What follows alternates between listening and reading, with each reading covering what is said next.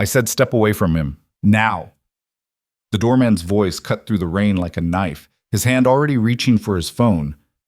Eyes locked on the soaking wet black teenager supporting a stumbling white man in a $1,000 suit. Malik Turner's heart hammered against his ribs, not from fear of what he'd done, but from the terrible mathematics of survival. Help a dying stranger and risk everything, or walk away and stay invisible. He'd made his choice 12 blocks ago, in a storm that had already swallowed 2 lives that week. But standing in that gleaming lobby, water pooling at his worn-out sneakers, Malik had no idea that the next 48 hours would demolish every assumption about who gets saved, who gets seen, and who gets to build the future. I invite you to stay with my story until the very end. Please like and comment with your city so I can see how far this journey reaches. The rain came down like punishment. It wasn't the gentle kind that tapped politely on windows or made romantic backdrops in movies. This was Philadelphia rain in late October, cold, relentless, the kind that found every gap in your defenses and reminded you exactly how thin the margin was between getting by and going under. The kind of rain that turned the streets of South Philly into rivers and made the whole neighborhood smell like wet concrete and old regret. Malik Turner pulled his jacket tighter, a futile gesture since the thing had stopped being waterproof sometime around 2019, and quickened his pace down Passyunk Avenue. His backpack, wrapped in 2 plastic grocery bags to protect the precious contents inside, bumped against his spine with each step. Inside that bag, 1 biology textbook with a cracked spine, borrowed from the school library with a due date he'd already missed twice, 3 mechanical pencils he'd salvaged from the lost and found, a notebook filled with bridge designs that nobody but him would ever see, and 2 chicken sandwiches from the corner store where he worked under the table. Payment in food instead of cash because Mr. Hassan knew the Turners needed to eat more than they needed the IRS asking questions. 14 years old, 5'6". Skinny in the way that spoke of meals skipped and growth spurts the body couldn't quite afford. Malik had the kind of face that adults looked past. Not because there was anything wrong with it, but because there was nothing particularly noticeable about it either. Brown eyes that rarely met anyone else's. A quiet voice. The sort of kid who'd perfected the art of taking up as little space as possible. Which was exactly how he'd survived 3 years at Northeast Prep, the magnet school across town where kids showed up in cars that cost more than his grandmother's annual income. His phone buzzed. Malik didn't need to check it to know what the message said. Ruth Turner, his grandmother, reminding him to pick up her blood pressure medication on the way home if there was any money left in the account. There wasn't. There was never money left in the account on the 23rd of the month. Rent was due on the 1st. Her prescriptions ran out on the 15th. His shoes had developed a hole in the left sole back in September, and every time it rained, his sock became a cold, soggy reminder of exactly where the Turner family stood in the grand hierarchy of who mattered in this city. The storm intensified. Lightning cracked across the sky, close enough that Malik felt it in his chest, and the subsequent thunder arrived almost immediately, a physical boom that rattled the metal gates on the shuttered storefronts lining the avenue. The smart thing would have been to duck into a doorway, wait it out. But Grandma Ruth was waiting, and the chicken sandwiches were getting cold, and time was a luxury the Turners had never been able to afford. So Malik kept walking. He was 2 blocks from the bus stop when he saw the man. At first, it was just a shape. Someone hunched against the brick wall of a closed pharmacy, one hand pressed flat against the wet stone like it was the only thing keeping him upright. Malik's first instinct was to cross the street. South Philly had taught him that lesson early.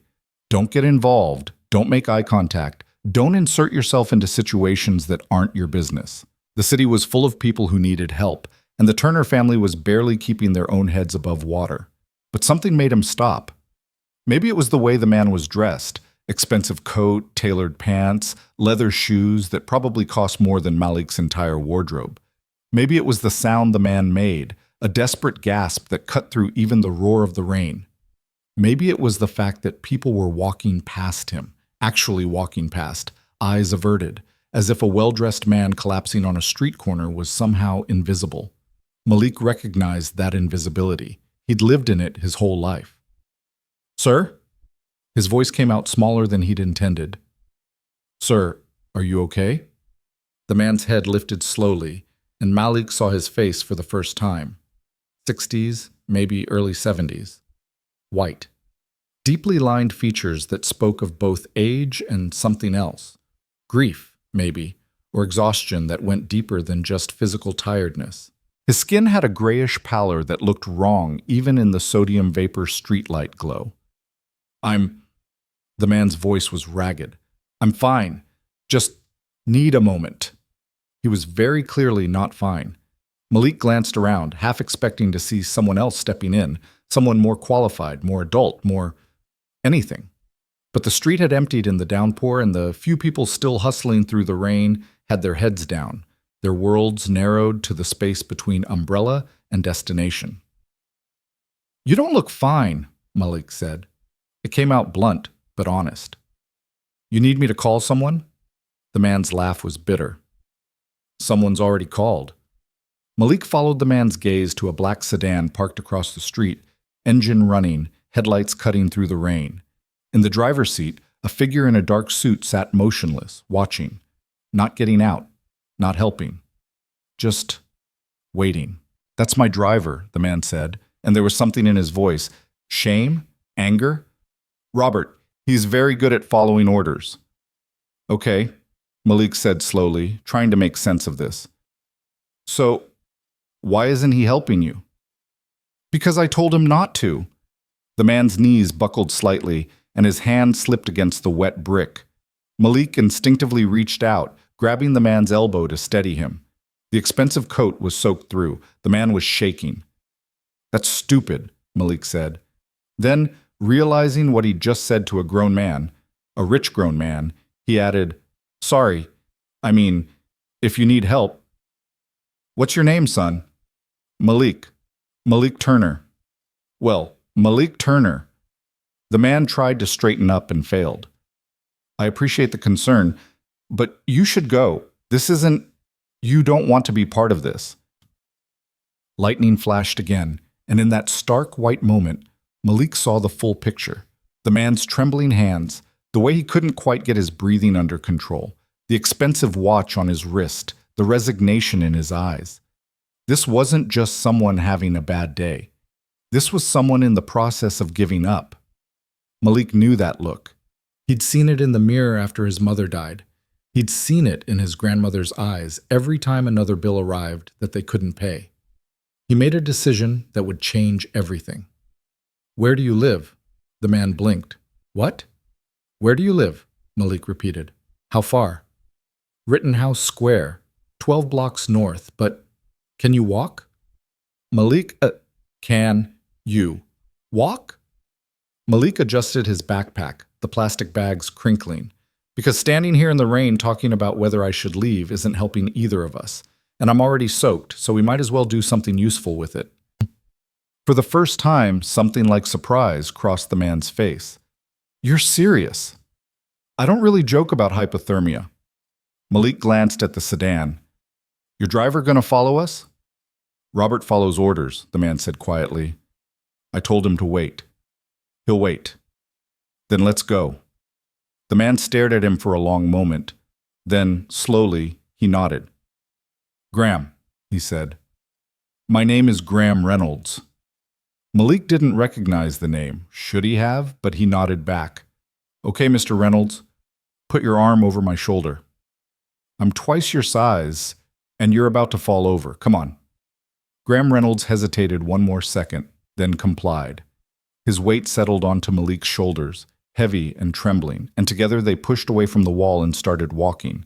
Behind them, the black sedan's headlights dimmed but didn't turn off. The first block was the hardest. Graham Reynolds was heavier than he looked, and his breathing was labored enough that Malik kept expecting him to just stop, to collapse right there on the sidewalk. The rain showed no signs of letting up. If anything, it got worse, coming down in sheets that turned the sidewalk into a river and made every step treacherous. You should leave me, Graham said, the third time he stumbled. This is foolish. You're just a kid. I'm 14, Malik said through gritted teeth, adjusting his grip. And I've carried heavier. Not true, but it sounded good. Just keep moving. Why are you doing this? It was a fair question. Malik didn't have a good answer, or maybe he had too many answers, and none of them made sense to say out loud, because nobody stopped for me when my mom died and I didn't eat for 3 days. Because my grandmother works herself to death and nobody notices. Because I'm tired of people walking past like suffering is just part of the scenery. Because you need help, he said instead. Keep moving. They made it to the second block. The third. Graham's steps were getting more stable, or maybe Malik was just getting better at compensating for his weight. The backpack dug into his shoulders. The hole in his shoe was definitely letting water in now. His hands were going numb from cold. Tell me something, Graham said, his voice stronger now. Why aren't you in school? Early release, teacher planning day. And you work? At your age? Corner store. Under the table. Malik saw no point in lying. We need the money. Your parents? Dead. Mom died when I was 11. Never knew my dad. It's me and my grandma. Graham was quiet for half a block. Then, I'm sorry. Malik shrugged as best he could under the man's weight. It is what it is. That's a terrible philosophy. It's a realistic one. They crossed South Street, pushing against the wind. The rain was coming sideways now, and Malik's clothes were so thoroughly soaked that he'd stopped noticing the individual sensations of wet and cold. It had all merged into one general state of miserable. What's in the bag? Graham asked. You're protecting it like it's gold. Textbook, homework, stuff. You're a good student? Straight A's, scholarship to Northeast Prep. Graham's grip on his shoulder tightened slightly. That's one of the best schools in the city. Yeah. Malik didn't mention the daily humiliation of being the poorest kid in every room, of watching classmates complain about their parents buying them the wrong color Mercedes for their 16th birthday while he was calculating whether he could afford a monthly bus pass. I'm lucky. That's not luck, Graham said. That's work. They crossed another street, 4 blocks down, 8 to go. Can I ask you something? Malik said. Seems fair. Why'd you tell your driver not to help you? Graham's breathing changed. That's complicated. We've got 8 more blocks. For a long moment, the only sound was rain and footsteps and the distant wail of a siren. Then Graham spoke, and his voice carried a weight that had nothing to do with physical exhaustion. My son died 3 years ago, David. He was 23. The words came out flat, factual, like he'd said them so many times they'd lost their shape. Bone cancer. 18 months from diagnosis to the end. Malik didn't know what to say, so he said nothing. David wanted to build bridges, Graham continued. Not metaphorical ones, actual bridges. He was studying civil engineering at Penn, used to sketch designs constantly, beautiful, impossible things. He paused. I thought it was a waste. I told him to go into finance, follow me into the company. We fought about it constantly. Lightning flickered, thunder followed, closer now. He died before we could resolve it, Graham said. And I've spent 3 years building monuments to him. Donations, scholarships, foundations. All the things I thought mattered. His voice cracked. But I never built him a bridge. They walked in silence for another block. Today would have been his 26th birthday, Graham finally said. And I was standing on that corner thinking, what's the point? I've got money, power, influence. I've got a company worth billions, and none of it means anything because the one person I needed to understand me is gone, and I wasted our time together telling him his dreams were impractical. Malik felt the weight of those words settle over them like the rain. So when I felt my chest tighten, when I couldn't quite catch my breath, Graham's laugh was hollow. I thought maybe the universe was offering me an exit. Maybe that's why I told Robert to wait. Maybe I was just done. They reached the corner of Broad Street. The lights of Center City gleamed in the distance, refracted through the rain into something almost beautiful. That's the dumbest thing I've ever heard, Malik said. Graham actually stumbled. Excuse me? You heard me. Malik readjusted his grip, feeling his own anger rising, anger at this man, at the unfairness of it all, at the universe that let people with everything give up while people with nothing had to fight every single day. You think your son would want that? You think dying on a street corner in the rain honors his memory? You don't understand. I understand that my mom died, and I didn't get a choice about it. I understand that my grandma's killing herself working and we still can't make rent. I understand that there are kids at my school who throw away more food at lunch than I eat in a week. And I still show up every day and do the work because what else is there? His voice was rising now, all the exhaustion and frustration of 14 years of survival pouring out.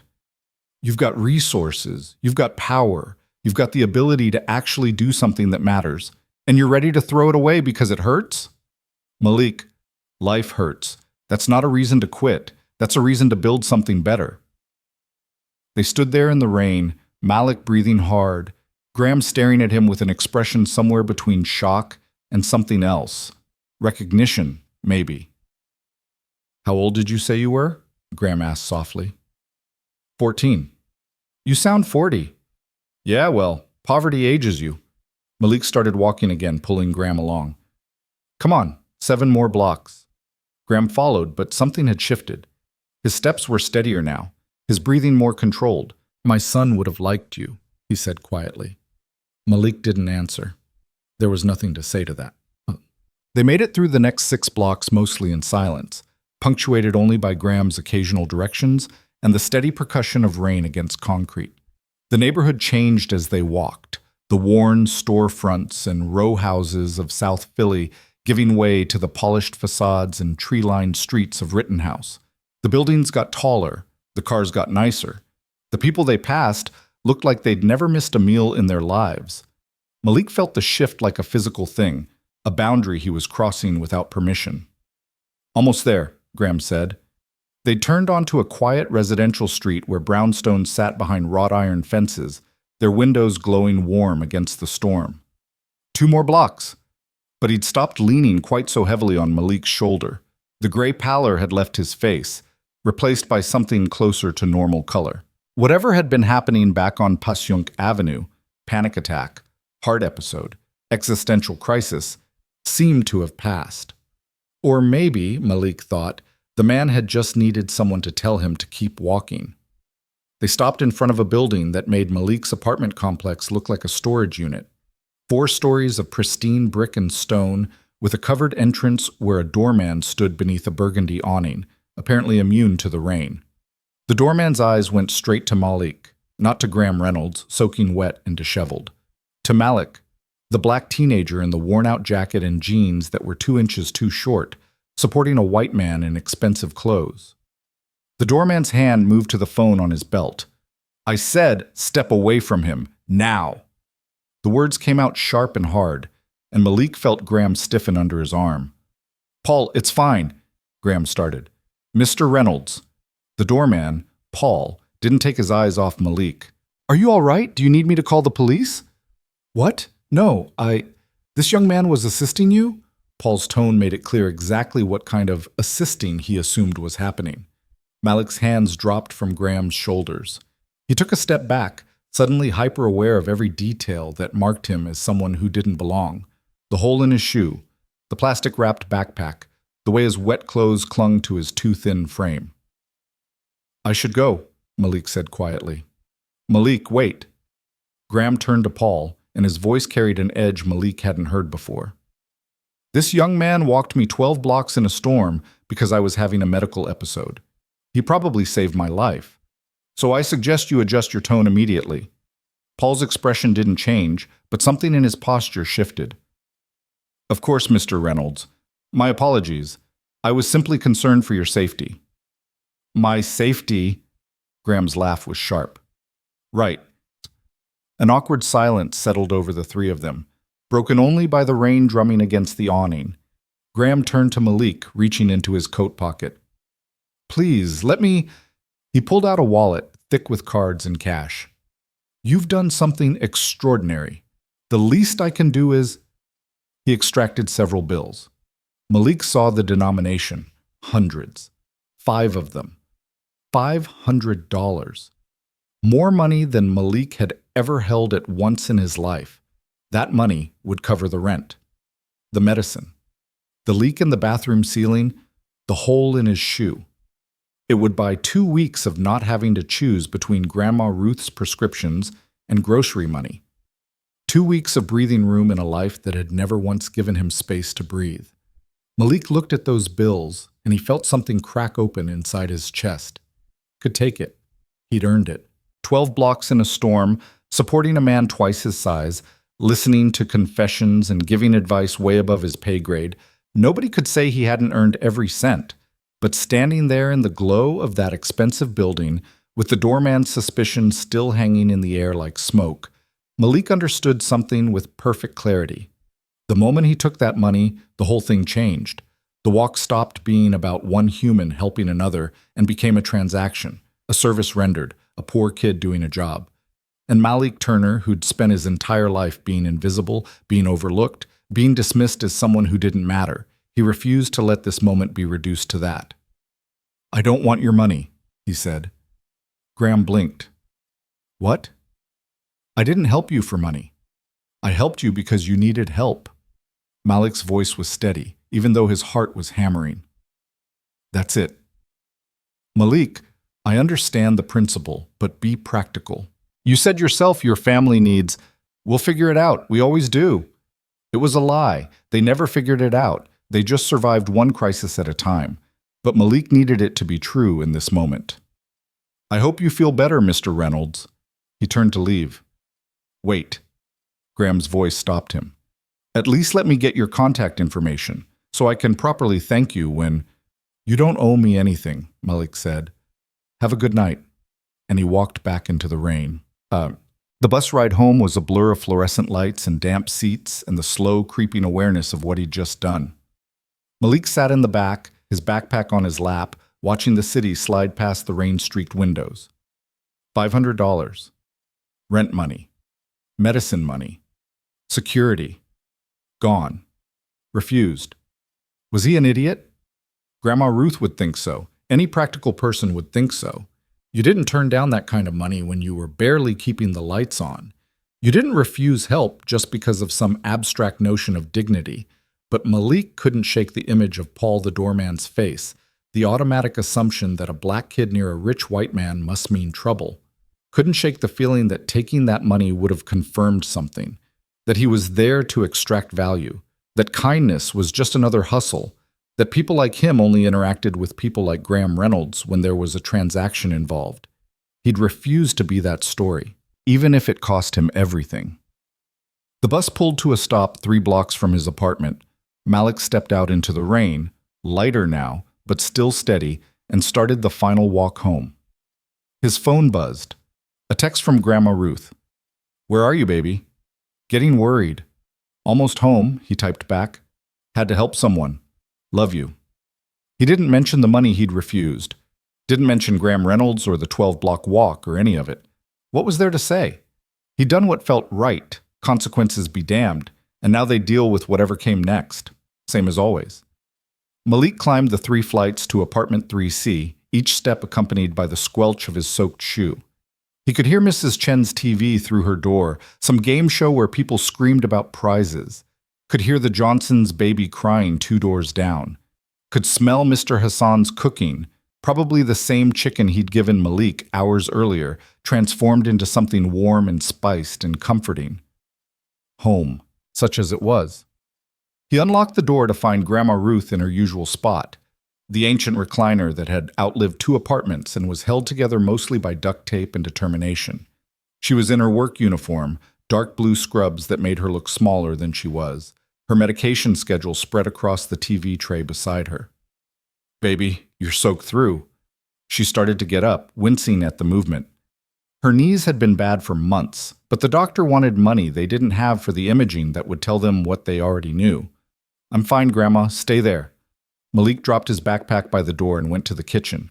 Generous term for the 6 feet of counter and ancient appliances shoved into one corner of the living space. "I brought dinner." He pulled out the chicken sandwiches, now cold and slightly soggy, but still edible. Grandma Ruth didn't complain. She never complained. "You're later than usual," she said. "Everything okay?"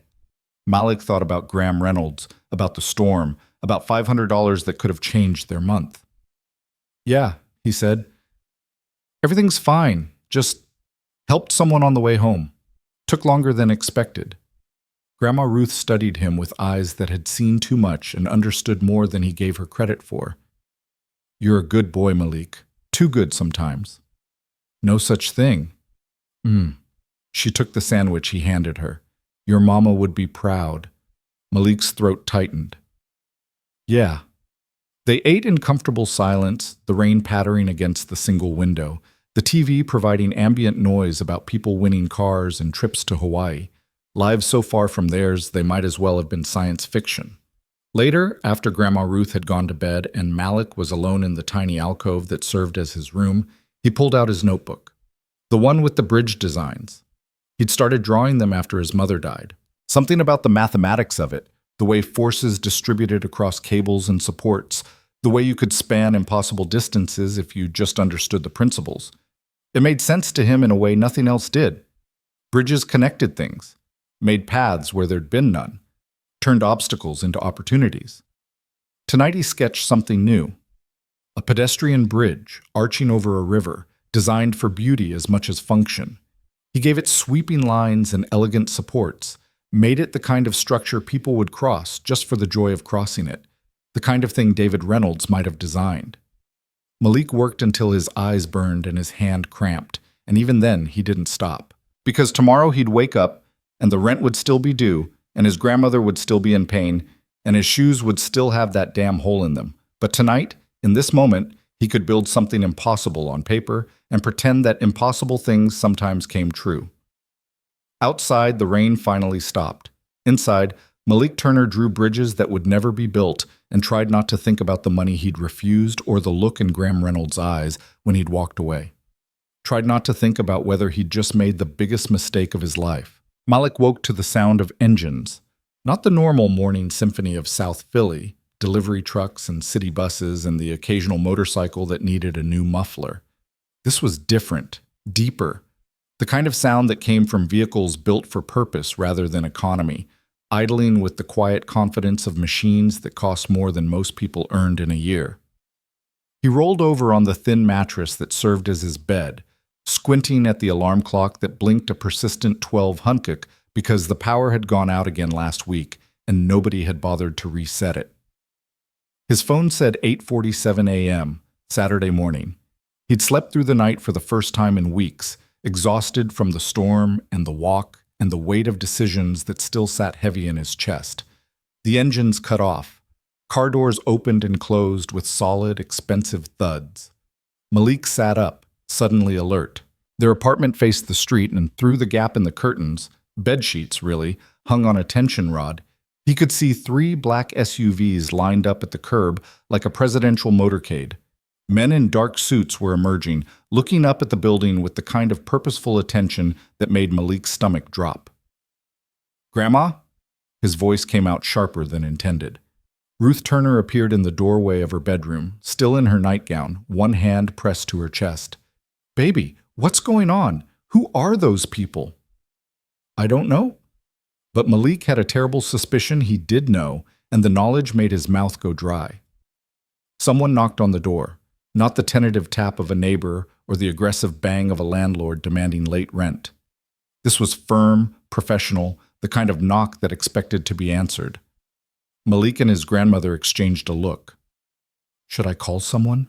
Ruth whispered. "And say what? Men in suits are knocking?" Malik moved toward the door, his heart hammering. "It's okay, I'll handle it." Malik, "It's okay," he repeated, with more confidence than he felt. He opened the door to find 4 men standing in the hallway. 3 were clearly security, broad-shouldered, alert, with the kind of stillness that suggested military or law enforcement backgrounds. The 4th was older, probably in his 50s, wearing a charcoal suit that probably cost more than 3 months of the Turners' rent. He had silver gray hair, sharp blue eyes, and the bearing of someone accustomed to being listened to. "Malik Turner?" the man asked. "Who's asking?" A slight smile touched the man's lips, like he appreciated the pushback. "My name is James Whitmore. I'm the Chief Operating Officer of Reynolds Holdings.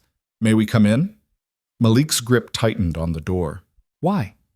"Because Graham Reynolds would like to speak with you, and he's currently waiting downstairs in considerable discomfort given the lack of elevator in this building." Whitmore's tone was matter-of-fact, not unkind. "I promise you're not in any trouble. Quite the opposite, actually." Ruth appeared behind Malik, wrapping her bathrobe tighter. Baby, what's this about? Mr. Turner assisted Mr. Reynolds during a medical emergency last night, Whitmore said, addressing Ruth directly with a small nod of respect. Mr. Reynolds would like to thank him personally. We apologize for the early hour and the dramatic arrival. Graham can be somewhat insistent when he sets his mind to something. Malik looked back at his grandmother. Her eyes were wide with confusion and concern, but she gave him a small nod. Whatever this was, they'd face it together. Give us 5 minutes, Malik said. We'll come down. Whitmore inclined his head. We'll be waiting. The door closed, and for a moment Malik and Ruth just stood there in the dim apartment, trying to process what was happening. You helped someone last night? Ruth's voice was careful, measured. Someone important? I didn't know he was important. He was just a guy having a bad time in the rain. Malik ran a hand over his face. Grandma, I'm sorry. I didn't mean to bring this to our door. Hush. She cupped his face in her hands, her palms rough from years of cleaning other people's houses and offices. You did a good thing. Don't you dare apologize for that. Now go put on something decent, not those jeans with the hole in the knee, and we'll go see what this man wants. 7 minutes later, Ruth Turner didn't do anything in 5 minutes when her dignity was on the line. They descended the 3 flights to the street. Malik had changed into his school khakis and a button-down shirt that was getting tight across the shoulders. Ruth wore her church dress, the navy blue one she saved for occasions that required armor. Graham Reynolds was standing on the sidewalk between 2 of the SUVs, looking remarkably better than he had 12 hours ago. The gray pallor was gone, replaced by healthy color. He'd shaved and changed clothes, and in the morning light, Malik could see him clearly for the first time. A tall man with broad shoulders and the kind of weathered handsomeness that came from a life lived with resources but not without cost.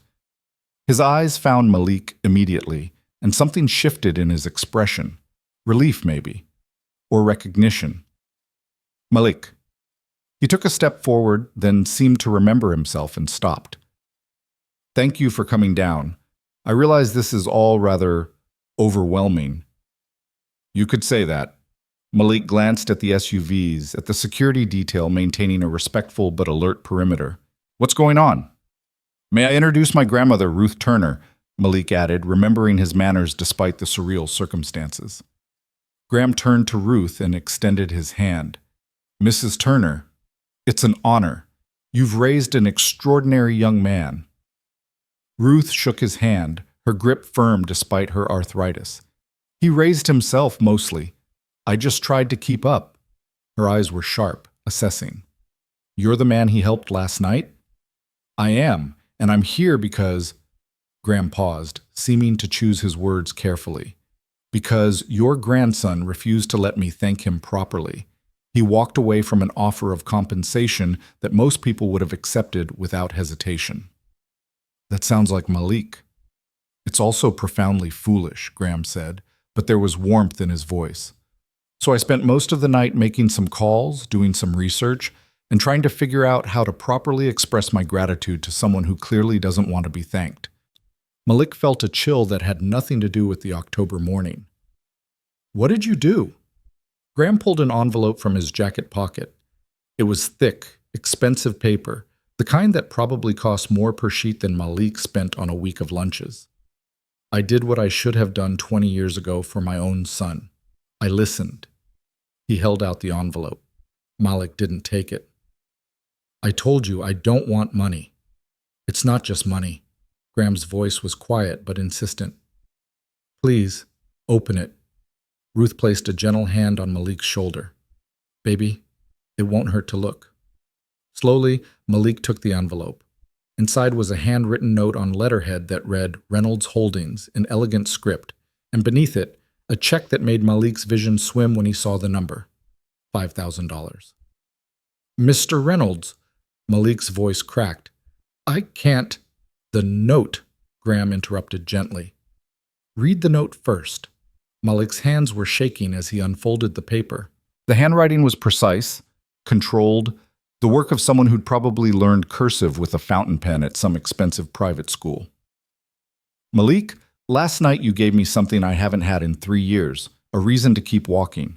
Not just physically, though 12 blocks in a storm is no small feat. You reminded me that the point of having resources isn't to build monuments to the past, but bridges to the future. This money is not payment. It's not charity. It's a down payment on a promise I'm making to you and to myself, that I will stop hiding from the work my son would have wanted me to do. The check is for your family's immediate needs: rent, medicine, peace of mind. It comes with no strings, no obligations, no expectations. You owe me nothing. You've already given me everything that matters. But if you're willing, I'd like to see you again. There's something I want to show you. Graham Malik looked up from the note to find Graham watching him with an expression that was hard to read. Hope, maybe, mixed with something that looked like fear. The fear of being rejected again, of having this fragile connection severed.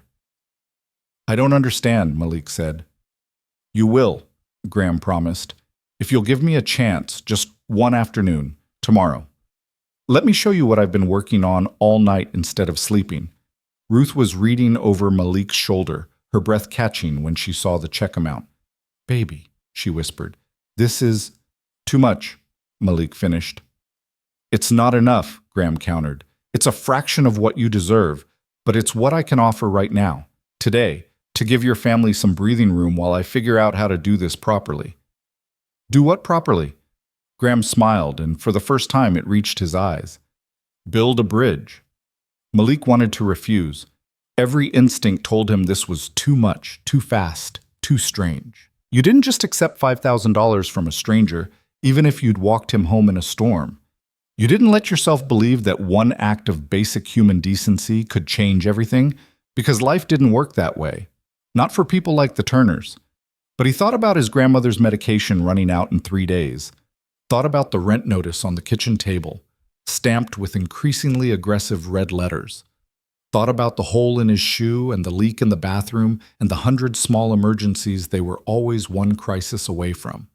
And he thought about the look in Graham Reynolds' eyes last night, that moment of surrender on the rain-soaked street, and how something as simple as insisting he keep walking had pulled a man back from an edge Malik understood better than he wanted to admit. Tomorrow afternoon, Malik heard himself say. Where? The relief on Graham's face was palpable. I'll have James send a car for you. 2 o'clock? We can take the bus. Malik. Graham's voice was gentle but firm. Let me do this. Please. Ruth squeezed Malik's shoulder and he felt her slight nod against his back. Okay, Malik said quietly. 2 o'clock. Graham reached out and shook Malik's hand, his grip warm and solid. Thank you. You won't regret this. As the SUVs pulled away 10 minutes later, Malik stood on the sidewalk holding an envelope that contained more money than he'd ever seen, while his grandmother stood beside him with tears running down her face. Did that really just happen? Malik asked. Ruth pulled him into a fierce hug, her small frame shaking. I don't know what you did, baby, but I think you might have just saved us. The check sat on their kitchen table for the rest of the day like a live thing, impossible to ignore. Malik circled it periodically, half expecting it to vanish or reveal itself as some kind of elaborate prank, but it remained solid and real, the amount never changing no matter how many times he looked. $5,000. Ruth made 3 phone calls in the space of an hour. The first was to their landlord, confirming that yes, they'd have rent on the 1st, plus the late fees from the previous month. The second was to the pharmacy, asking them to fill all her prescriptions and hold them for pickup. The third was to the clinic where she worked, telling them she was taking her first sick day in 4 years because her grandson needed her. Grandma, you don't have to sit. Hush. She hung up the phone with more force than necessary. I've been working myself to death for 3 years trying to keep us afloat. This is the first time since your mama died that I can breathe without my chest hurting from worry. So we're going to take today, you and me, and we're going to remember what it feels like to not be drowning. They went to the grocery store, not the corner store where Malik worked, but the real 1-3 neighborhoods over where the produce was fresh and the meat wasn't 2 days past its sell-by date. Ruth pushed the cart while Malik loaded it with things they never bought. Fresh vegetables, good bread, chicken that wasn't frozen, ice cream, The cereal he liked, but always pretended he didn't because it cost too much. At the checkout, Ruth didn't flinch when the total came to $87. She just pulled out her debit card. Malik had deposited the check using his phone, and the funds had cleared with the kind of speed that only happened when you were dealing with accounts that had a lot of zeros. And paid. Walking home, bags in hand, Malik felt something unfamiliar in his chest. It took him 3 blocks to identify it as hope. That night, after a dinner that included fresh salad and chicken that actually tasted like chicken and ice cream eaten straight from the container while Ruth laughed at his brain freeze, Malik lay in his alcove and tried to make sense of the last 24 hours. 48 hours ago, he'd been calculating whether he could skip lunch for a week to help cover the electric bill. Now they had money in the bank and a standing invitation from a billionaire. He'd looked up Graham Reynolds on his phone during a bathroom break at the grocery store, and the numbers attached to Reynolds' holdings had made his eyes water to see something important. He pulled out his notebook, the one with the bridge designs, and found himself sketching something new. Not a grand structure this time, but a simple footbridge, the kind that might span a creek or connect 2 paths. Nothing fancy, just functional and solid and built to last. His phone buzzed. Unknown number. The text read, "This is James Whitmore. The car will arrive at 1:45 tomorrow. Dress comfortably. Graham says to bring your notebook." Malik stared at that last line. How did Graham know about the notebook? He'd never mentioned it, never pulled it out during their walk. But somehow this man who'd been a stranger yesterday seemed to see things that most people missed. "Okay," Malik typed back. "I'll be ready."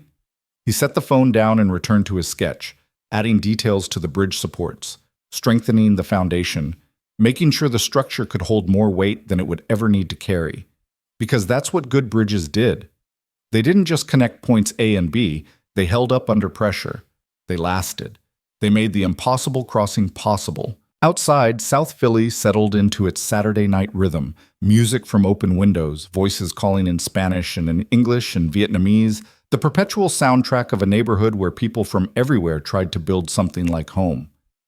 Malik listened to it all and thought about tomorrow, about what Graham Reynolds wanted to show him, about whether accepting this help made him weak or wise. His grandmother appeared in the doorway, backlit by the kitchen light, looking smaller and more fragile than usual in her nightgown. "You should sleep, Grandma." "So should you." She moved into the alcove, settling on the edge of his mattress with a soft groan. "Baby, I need to tell you something." Malik set down his pencil. "Okay." "When your mama died, I made a promise to her." Ruth's voice was steady but quiet, weighted with memory. "I promised I'd keep you safe, make sure you got educated, give you chances she never had. And I've tried, Malik. Lord knows I've tried. But there's been so many nights I've lain awake thinking I was failing, that working myself to death still wasn't enough to give you what you deserved." "Grandma," she held up a hand. "Let me finish. What you did last night, helping that man when you had every reason to walk past him, that wasn't about money or opportunity. That was about character, about being the kind of person who sees someone hurting and chooses to help, consequences be damned." Her eyes were wet now, reflecting the dim light. "Your mama would be so proud. And whatever happens tomorrow, whatever this man wants to show you, I want you to know something. You've already succeeded at the only thing that really matters. You're a good person in a world that doesn't make being good easy." Malik's throat tightened. "I just did what anyone would do." "No, baby, you did what you would do. And that's what makes you special." She leaned forward and kissed his forehead, her lips dry and warm. "Now get some sleep. Tomorrow might change everything, or it might change nothing. Either way, we'll handle it together." She left, and Malik was alone with his bridges and his thoughts, and the strange, fragile feeling that maybe, just maybe, the universe occasionally bent in favor of people who needed it to. He dreamed of structures that touched the sky and spanned impossible distances, built from nothing but will and mathematics, and the stubborn insistence that connection was possible even when the gap seemed too wide to cross. Sunday afternoon arrived too quickly and too slowly all at once. Malik changed clothes 3 times before settling on his school khakis and a button-down shirt that was relatively new, a hand-me-down from a neighbor whose son had outgrown it. Ruth fussed with his collar, smoothing invisible wrinkles, her hands trembling slightly. "You look handsome," she said. "I look nervous." That too. She smiled, but it didn't quite reach her eyes. Baby, if anything feels wrong, if this man makes you uncomfortable at all, you call me. I don't care about the money. You're what matters. I know, Grandma. The black SUV arrived at 1:45 exactly, pulling up to the curb with the quiet precision of a Swiss watch. The same driver from yesterday, Robert, Graham had called him, emerged and opened the rear door. He nodded to Malik with something that might have been respect. Mr. Turner, Mrs. Turner. His voice was formal but not cold. Mr. Reynolds is looking forward to seeing you again. Both of us? Ruth asked, surprised. He specifically requested your presence, ma'am, if you're available. Ruth looked at Malik, who shrugged. Together they climbed into the SUV, settling onto leather seats that probably cost more than their couch. The interior smelled like expensive cologne and new car and money. The drive took them north through the city, away from South Philly's narrow streets, and into neighborhoods Malik usually only saw from bus windows. Past City Hall with its statue of William Penn, through Rittenhouse Square where Graham lived, and then further north into an area of warehouses and old industrial buildings that had been slowly transforming into something new. They pulled up to a construction site surrounded by chain-link fence, but unlike most construction sites Malik had seen, chaotic, muddy, festooned with warning signs, this one had an almost architectural quality to it. The fence was clean. Security guards manned the entrance, and beyond the fence, Malik could see the skeleton of something taking shape. A modern building, all steel beams and glass, rising from the old industrial landscape like a promise. Graham was waiting just inside the gate, wearing jeans and a work jacket instead of his usual suit. He looked younger somehow, more relaxed, though there were dark circles under his eyes that suggested Whitmore had been right about the lack of sleep. Ruth, Malik. He shook both their hands warmly. Thank you for coming. I know this seems mysterious, but I promise it will make sense shortly. He led them through the construction site, pointing out features as they walked. We broke ground 6 months ago. The project should be complete by next fall, assuming weather cooperates and the city inspectors remain convinced we're not building a death trap. That last part was said with dry humor. This is the David Reynolds Memorial Youth Innovation Center. Malik felt something shift in his chest. After your son. After my son, Graham confirmed. Though until 2 days ago, I had no idea what I was really building. I thought I was creating a memorial, but memorials are for the dead, and David wouldn't want that. He'd want something living, something useful. They entered the partially completed building through a temporary entrance, stepping into a vast open space that would eventually be the main hall. Construction equipment sat dormant for the weekend, and sunlight streamed through empty window frames, casting geometric shadows across the concrete floor.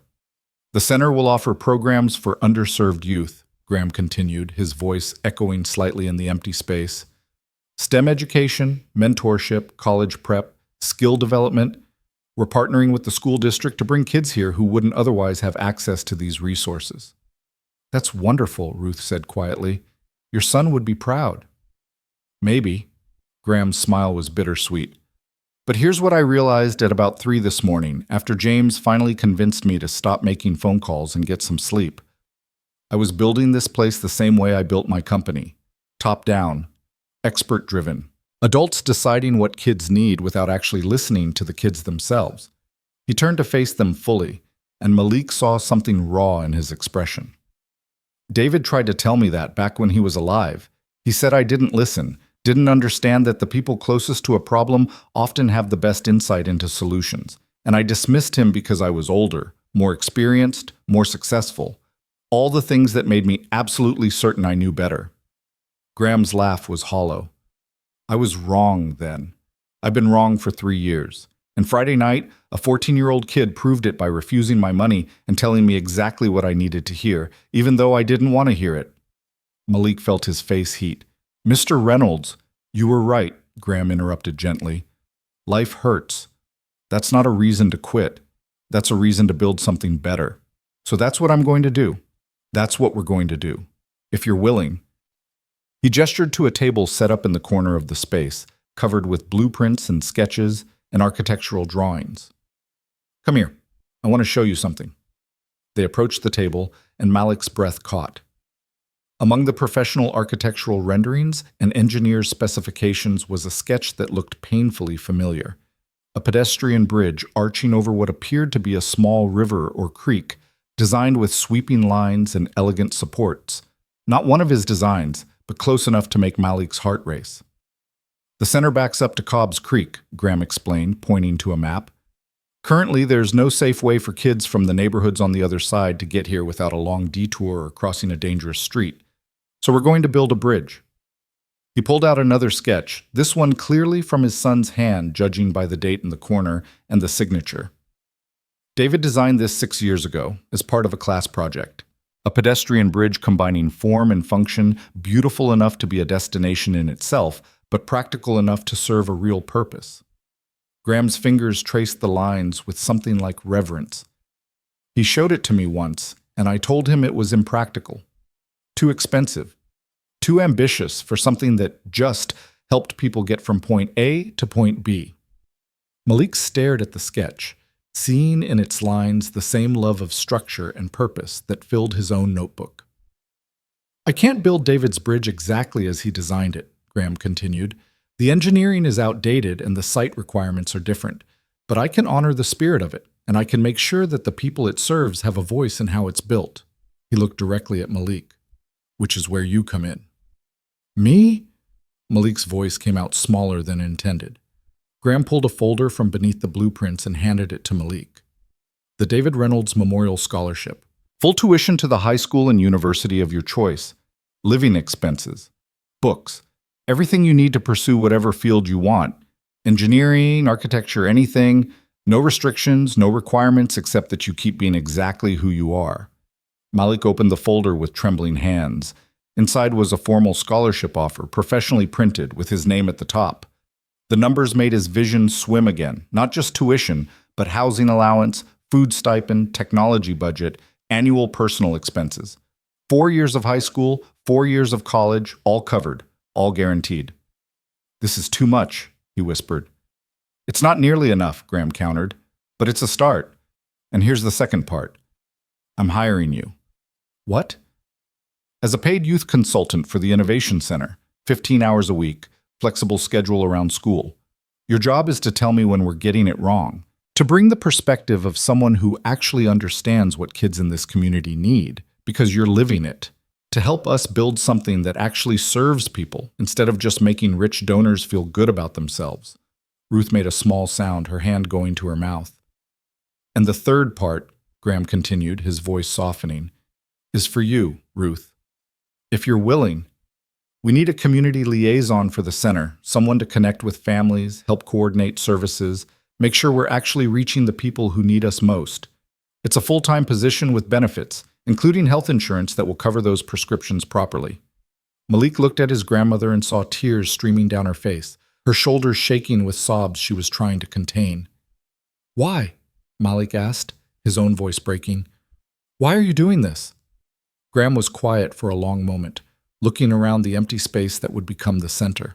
Because Friday night I was ready to let the storm finish what grief started, he said finally. I'd convinced myself that nothing I built mattered, that all my resources were meaningless because I couldn't use them to bring back the one person I'd failed. And then a kid who had every reason to walk past me chose not to. A kid who had nothing gave me everything that mattered. Not money, not gratitude, but the simple insistence that giving up wasn't an option. He turned back to them, and his eyes were wet. You saved my life, Malik. Not just physically, though that too. You reminded me what David tried to tell me before he died, that the point of having resources is using them to build bridges, real ones and metaphorical ones, connections that make the impossible crossing possible. Graham pulled out one more document. This is the design proposal for the pedestrian bridge. I've hired a firm to handle the actual engineering and construction, but I want you involved in the conceptual work. Your sketches, your ideas, your understanding of what would make it meaningful to the people who'll use it. It won't be just David's bridge or my bridge. It will be ours. If you'll help me build it. Malik looked down at the scholarship offer, at the job description, at his grandmother's tear-stained face and trembling hands. He thought about 48 hours ago, calculating whether he could skip lunch to save money. Thought about the hole in his shoe and the medications running out and the constant weight of survival that had defined every moment of his life for as long as he could remember. And he thought about Graham Reynolds standing in the rain, ready to surrender. Sometimes the bridge you build saves someone else, and sometimes, impossibly, it saves you too. "Okay," Malik said, and his voice was steady despite the tears on his face. "Let's build something." The word hung in the air between them. "Okay." Such a small sound to carry the weight of everything that was about to change. Graham Reynolds reached out and shook Malik's hand again, but this time it felt different. Not the formal greeting of stranger to stranger, or even the grateful gesture of a saved man to his rescuer. This was the handshake of partners, of builders standing at the foundation of something that didn't exist yet, but would. Ruth Turner pulled Malik into a fierce embrace, her small frame shaking with sobs she'd been holding back since the SUV had pulled up to their building. "Baby," she whispered against his shoulder. "Baby, do you understand what this means?" Malik did and didn't. He understood the practical parts: money for school, a real job, health insurance that would stop his grandmother from choosing between medication and groceries. But the deeper implications, the full scope of how drastically their lives were about to shift, felt too large to grasp all at once, like trying to hold an ocean in your hands. "We should celebrate," Graham said, and there was something lighter in his voice now. A weight lifted. "There's a cafe 2 blocks from here. Nothing fancy, just good food and strong coffee. Let me buy you both lunch and we can talk about next steps." The cafe turned out to be one of those neighborhood places that had survived gentrification by being too authentic to replace. Checkered tablecloths, mismatched chairs, a menu written in chalk on a board behind the counter, and the kind of coffee that came in mugs instead of paper cups. They settled into a corner booth, and Graham ordered enough food for 6 people. Sandwiches and salads and soup and a basket of bread that was still warm from the oven. "I don't know if I mentioned this," Graham said, pouring coffee for all 3 of them, "but I've been doing this wrong for 3 years. The foundation, the donations, the buildings with David's name on them, all of it felt hollow because I was building monuments instead of relationships. I was writing checks instead of showing up." He took a sip of coffee, grimacing slightly at the heat. "James, my COO, you met him yesterday. He's been telling me for months that I needed to actually engage with the programs we were funding, meet the kids, hear their stories, understand what they needed instead of what I assumed they needed. And I kept putting it off because," he paused, choosing his words carefully, "because it was easier to hide behind the foundation than to face the fact that I'd failed my own son in exactly the same way, assuming I knew what was best instead of listening." Ruth reached across the table and placed her weathered hand over Graham's. "Grief makes us do strange things, makes us hide in strange places. You're not hiding anymore." "No," Graham agreed. "I'm not. Thanks to your grandson." Malik shifted uncomfortably in his seat. "I just walked you home. That's it. You did considerably more than that." Graham pulled out his phone and tapped the screen a few times, then turned it to show Malik an email. "I sent this to the scholarship committee this morning. It's the new criteria for the David Reynolds Memorial Scholarship Program." Malik read the email, his eyes widening with each line. The scholarship wasn't just for him, it was being expanded. 5 full scholarships per year, renewable for 8 years, specifically targeted at students from underserved communities in Philadelphia. Students like him. Students who had the grades and the drive, but none of the resources. "That's 20 new kids every 4 years, Malik said, the mathematics clicking into place. "That's 40 students at any given time once we're at full capacity." Graham's smile was genuine now, reaching his eyes. "All because you refused $500 in the rain and told me that having resources meant using them to build something better." The food arrived, delivered by a waitress who clearly knew Graham and greeted him with the casual warmth of someone who'd served him many times before. "Haven't seen you in a while, Mr. Reynolds. Glad you're back." "Glad to be back, Maria." He gestured to Malik and Ruth. "These are my friends. Take good care of them." Maria winked at Malik. "Any friend of Graham's gets the good treatment. You want more bread? You just holler." As they ate, and the food was extraordinary, the kind of simple cooking that only came from someone who genuinely loved what they did, Graham laid out the practical details. The scholarship paperwork would be ready by Wednesday. Malik would need to officially accept it, sign some documents, go through an orientation. The consulting position would start immediately, 15 hours a week at $25 an hour, with the flexibility to work around his school schedule. $25 an hour? Malik nearly choked on his sandwich. That's fair compensation for specialized expertise, Graham said firmly. You're not a charity case, Malik. You're a consultant bringing valuable perspective that we literally cannot get anywhere else. The kids we're trying to serve don't trust adults in suits who show up with clipboards and assumptions, but they might trust someone like you, someone who's lived what they're living and made it through. Ruth's position would start in 2 weeks, giving her time to provide proper notice at the clinic. The salary Graham quoted made her eyes go wide, $45,000 a year, plus benefits, plus retirement matching. It was more than she'd made in her entire life, and the health insurance alone was worth its weight in gold. There's one more thing, Graham said, setting down his coffee mug with a soft clink. Your apartment. Malik felt his stomach tighten. What about it? It's not safe. The building is barely up to code, the neighborhood has safety issues, and honestly, the stress of living there isn't helping either of you. Graham held up a hand before Malik could protest.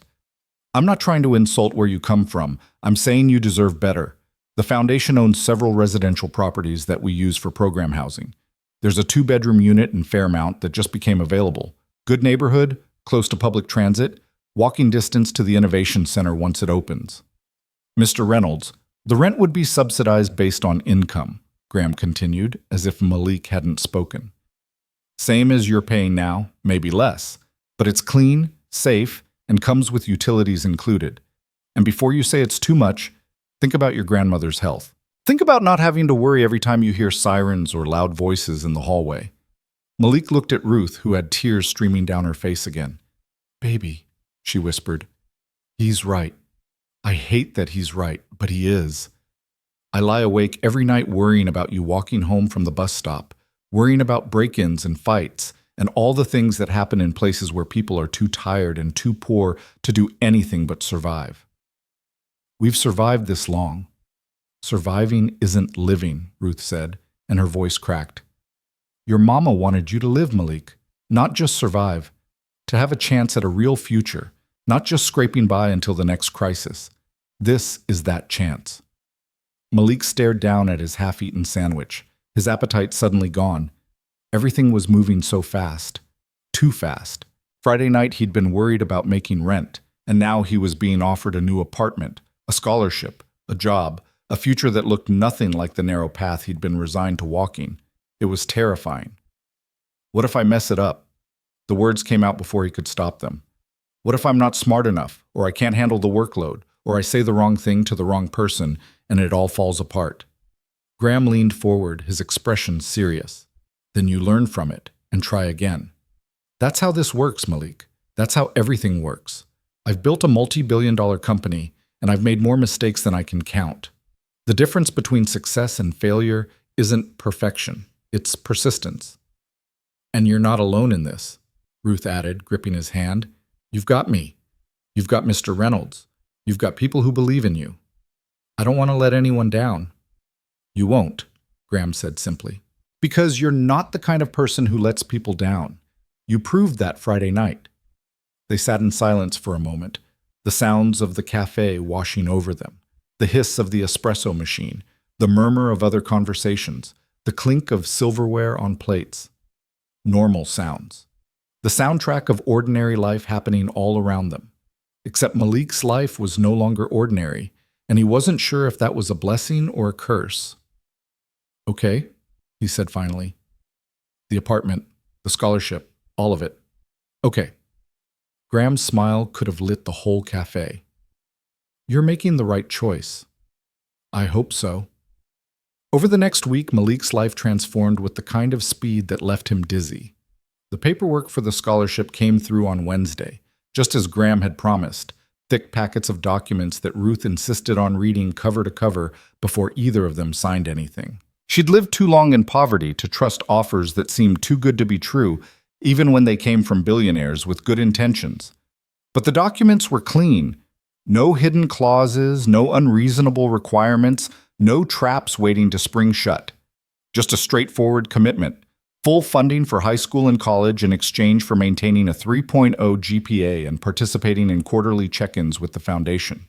Malik signed his name on the appropriate lines, and Ruth witnessed it with her careful signature, and just like that, the trajectory of his entire future shifted. The consulting work started immediately. James Whitmore, who turned out to be considerably warmer than his corporate exterior suggested, picked Malik up after school on Thursday and drove him to the Innovation Center construction site. There, in a temporary trailer that served as the project office, Malik met the team that would be building David Reynolds' vision into reality. Sarah Chen, the lead architect, was a woman in her 40s with sharp eyes and an even sharper tongue. "So you're the kid who saved Graham's life," she said, looking Malik up and down with unconcealed assessment. "He says you've got opinions about the design. I hope they're good ones because we're already behind schedule and over budget." "Sarah," James said warningly. "What?" "I'm being honest." She pulled out a massive roll of blueprints and spread them across the conference table. "Look, kid, Malik, here's the situation. We've got a beautiful building that's going to cost a fortune to finish, a pedestrian bridge that's more art installation than infrastructure, and a community that doesn't trust us because we're a bunch of outsiders coming in with big promises. So if you've actually got insight into how to make this work, I'm all ears. If you're just here to collect a paycheck and make Graham feel better about his grief, tell me now so I can plan around it." Malik felt his face heat, but he met her eyes steadily. "I'm here to help make something that actually serves the community instead of just looking good in a press release." Sarah's expression shifted. Not quite a smile, but close. "Good answer. Show me what you've got." Malik pulled out his notebook, the one with the bridge designs, feeling suddenly self-conscious about his amateur sketches in the face of Sarah's professional blueprints. But she took the notebook with surprising gentleness and began flipping through the pages, her expression growing more focused with each design. "These are good," she said after a long moment. "Raw, obviously, and you're not thinking about load-bearing requirements or material costs, but the fundamental understanding is there. You see bridges as connections, not just structures." "That's what they are," Malik said. "What's the point of building something if it doesn't connect people who need connecting?" Sarah looked at James, then back at Malik. "Okay, you're not bullshit. I can work with that." She returned to the blueprints, tapping a specific section with one manicured nail. "Here's the bridge plan. Graham's team did a beautiful job honoring his son's design, but it's completely impractical for the actual use case.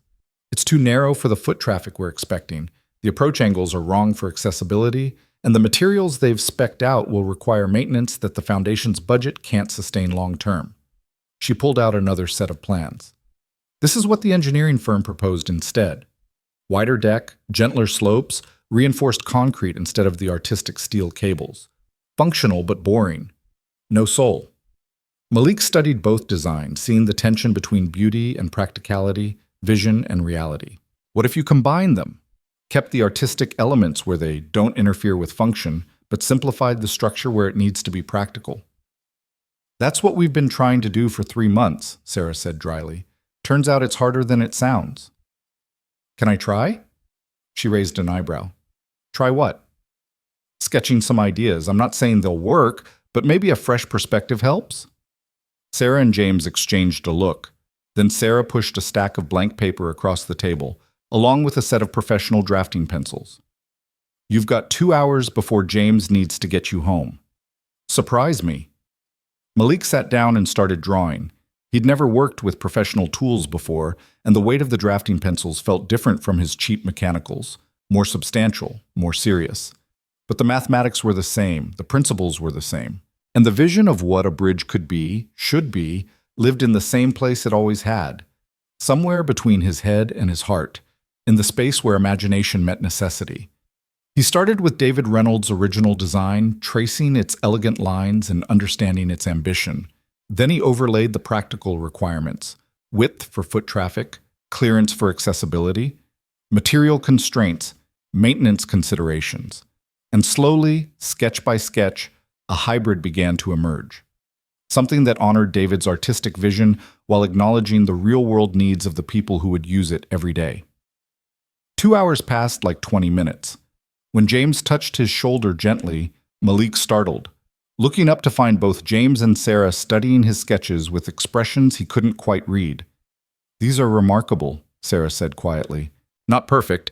You're still thinking in 2 dimensions when bridge design requires 3, and some of your structural assumptions won't hold under engineering analysis. But the fundamental concept," she trailed off, shaking her head. "You found the balance we've been missing. Beauty serving function instead of fighting it." "Really?" Malik's voice came out smaller than he'd intended. "Really." Sarah gathered up the sketches with careful hands. "I'm going to take these to the engineering team and see if we can translate your concepts into something buildable. Don't be surprised if they come back with questions, or if they hire you as a full consultant once you graduate." The drive home was quiet, James navigating the evening traffic with the same calm precision he seemed to bring to everything. Finally, he spoke. "Graham was right about you." Malik glanced over. "What did he say?" "That you see possibilities where other people see problems. That you've spent your whole life building bridges out of nothing because it was the only way to survive, and that makes you exactly the kind of person we need on this project." "I'm just a kid." "You're a kid who saved a man's life by refusing to accept that death was the only option available," James said. "That's not just anything, Malik. That's extraordinary." They pulled up in front of Malik's apartment building, though not for much longer. The move to Fairmount was scheduled for the following weekend, and Ruth had already started packing, her movements lighter and more energetic than Malik had seen in years. The scholarship money had allowed them to finally catch their breath, and the effect on his grandmother was like watching someone emerge from underwater after being submerged too long. "Thank you," Malik said as he gathered his backpack. "For the ride, for everything." "Thank Graham," James replied. "He's the one who recognized what you did for him. I'm just helping make sure his gratitude translates into something sustainable. Can I ask you something?" "Of course." "Why are you all doing this? I know Graham explained it, but..." Malik struggled to find the words. "This is a lot. The scholarship, the job, the apartment. It feels like too much for one walk in the rain." James was quiet for a long moment, his hand still on the steering wheel, even though the car was parked. 3 years ago, I watched one of the best men I've ever known slowly destroy himself with grief. Graham Reynolds built an empire, employed thousands of people, donated millions to charity, and none of it mattered because he couldn't forgive himself for failing his son. I've tried everything to pull him out of that darkness. Therapy, medication, work, travel, purpose-driven projects. Nothing worked. He turned to face Malik directly. And then a 14-year-old kid refused to let him die on a street corner, told him the truth even when it was hard to hear, and walked away from money because accepting it would have cheapened something that mattered. You gave him back something I thought was lost forever. Hope. The belief that maybe he could still do something meaningful with the resources he has. So no, Malik, this isn't too much. This is exactly enough to say thank you for giving me my friend back. Malik felt his throat tighten. I didn't know. You couldn't have, but now you do. And now you understand why we're all invested in making sure you succeed. Because your success is Graham's redemption. Your future is David's legacy. This isn't charity. It's transformation for all of us. That conversation stayed with Malik through the rest of the week, through the final days in their old apartment and the careful packing of a life that fit into surprisingly few boxes. He thought about it as he walked the halls of Northeast Prep and realized, for the first time, that he didn't have to keep his head down anymore. The scholarship meant he belonged there, not as a charity case who'd snuck in through a magnet program, but as someone with the same resources as his wealthier classmates. He thought about it on Saturday morning when the moving truck arrived, a real truck, not just a borrowed van, and professional movers carefully loaded their few possessions while Ruth supervised with tears streaming down her face. She kept touching things, the duct-taped recliner, the boxes of kitchen supplies, Malik's thin mattress, as if trying to memorialize the struggle before leaving it behind. We made it, baby, she whispered to Malik as they watched the movers work. Against every odd, we made it. The apartment in Fairmount was everything their old place wasn't. 2 real bedrooms, each with a door that closed and a window that let in actual light. A kitchen with appliances that worked and counter space that didn't require Tetris-level organization. A bathroom with hot water that came immediately, not after 5 minutes of coaxing. Hardwood floors and fresh paint and a security system and neighbors who said hello in the hallways. Ruth stood in the middle of the living room and sobbed, deep, racking sobs that bent her small frame double. Malik held her, his own eyes burning, understanding that these weren't tears of sadness, but of release. All the years of working herself to death, of choosing between medicine and food, of lying awake terrified that she couldn't give her grandson what he deserved, it was over. Not forgotten, never forgotten, but over. "Your mama would be so proud," Ruth said when she could finally speak. "So proud of the man you're becoming." "I'm still just a kid, Grandma." "You stopped being just a kid the day your mama died and you had to grow up too fast." She cupped his face in her hands, her palms rough but warm. "But now maybe you can have some of that childhood back. Maybe you can just be 14 for a little while instead of carrying the weight of the world on your shoulders." Graham showed up that evening with takeout from a Thai restaurant and a bottle of sparkling cider, insisting they christen the new apartment properly. He sat cross-legged on the floor of their empty living room. The furniture wouldn't be delivered until Monday, and raised his plastic cup in a toast. "To new beginnings," he said. "To bridges that connect us. And to the extraordinary young man who reminded an old fool what actually matters." They clinked cups, and Malik felt something settle in his chest. Not peace, exactly. There was too much uncertainty ahead for peace. But something like hope. Something like belonging. "I have something for you," Graham said after they'd eaten. He pulled a rolled-up paper from his bag and handed it to Malik. "Sarah finished the preliminary engineering analysis of your bridge concepts. She wanted you to see this."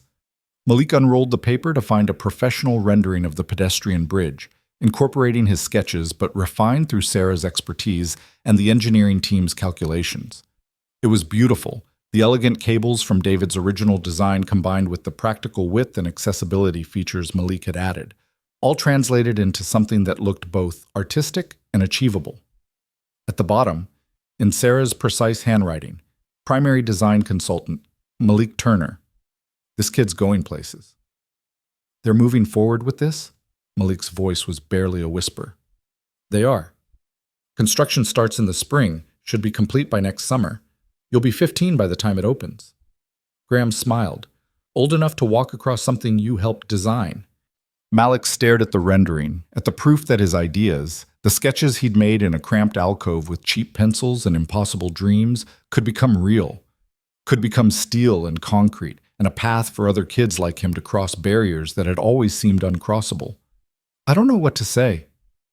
"You don't have to say anything. Just keep being who you are. Keep seeing possibilities. Keep refusing to accept that the way things are is the way they have to be." Graham stood, brushing off his jeans. "Oh, and one more thing. The scholarship announcement is going out next week. The expanded program, all 5 spots. The foundation is holding a press event, and they'd like you there. Nothing dramatic. Just a photo opportunity and a chance to show the community what we're building." "Press event?" Malik's stomach dropped. "Like with cameras and reporters?" "And probably some uncomfortable questions about your background and how you ended up connected to the Reynolds Foundation." Graham's expression was sympathetic. "I know it's not comfortable, but part of changing the system is being visible in it, showing other kids that this path exists. You don't have to decide right now. Think about it, and let James know by Tuesday." After Graham left, Malik sat in his new bedroom, his own bedroom, with a door and a window and space that was just his, and thought about visibility. He'd spent his whole life trying to be invisible, trying to take up as little space as possible, trying not to be noticed because being noticed usually meant trouble. But maybe that was exactly the problem. Maybe the reason kids like him kept falling through the cracks was because nobody saw them fall. Nobody noticed when they disappeared into poverty and low expectations and futures that looked nothing like their potential. Maybe being seen, being visible, being proof that the path existed. Maybe that mattered more than comfort. His phone buzzed with a text from an unknown number. He opened it to find a message and a photo. The text read, "Thought you should see this. Sarah." The photo showed the Innovation Center construction site at sunset, golden light spilling across the steel framework and concrete foundation. But what caught Malik's attention was the banner stretched across the front fence, visible to everyone who passed by. David Reynolds Memorial Youth Innovation Center, opening fall 2026, building bridges, creating futures. Below it, in smaller letters, lead youth consultant, Malik Turner, his name, on a banner.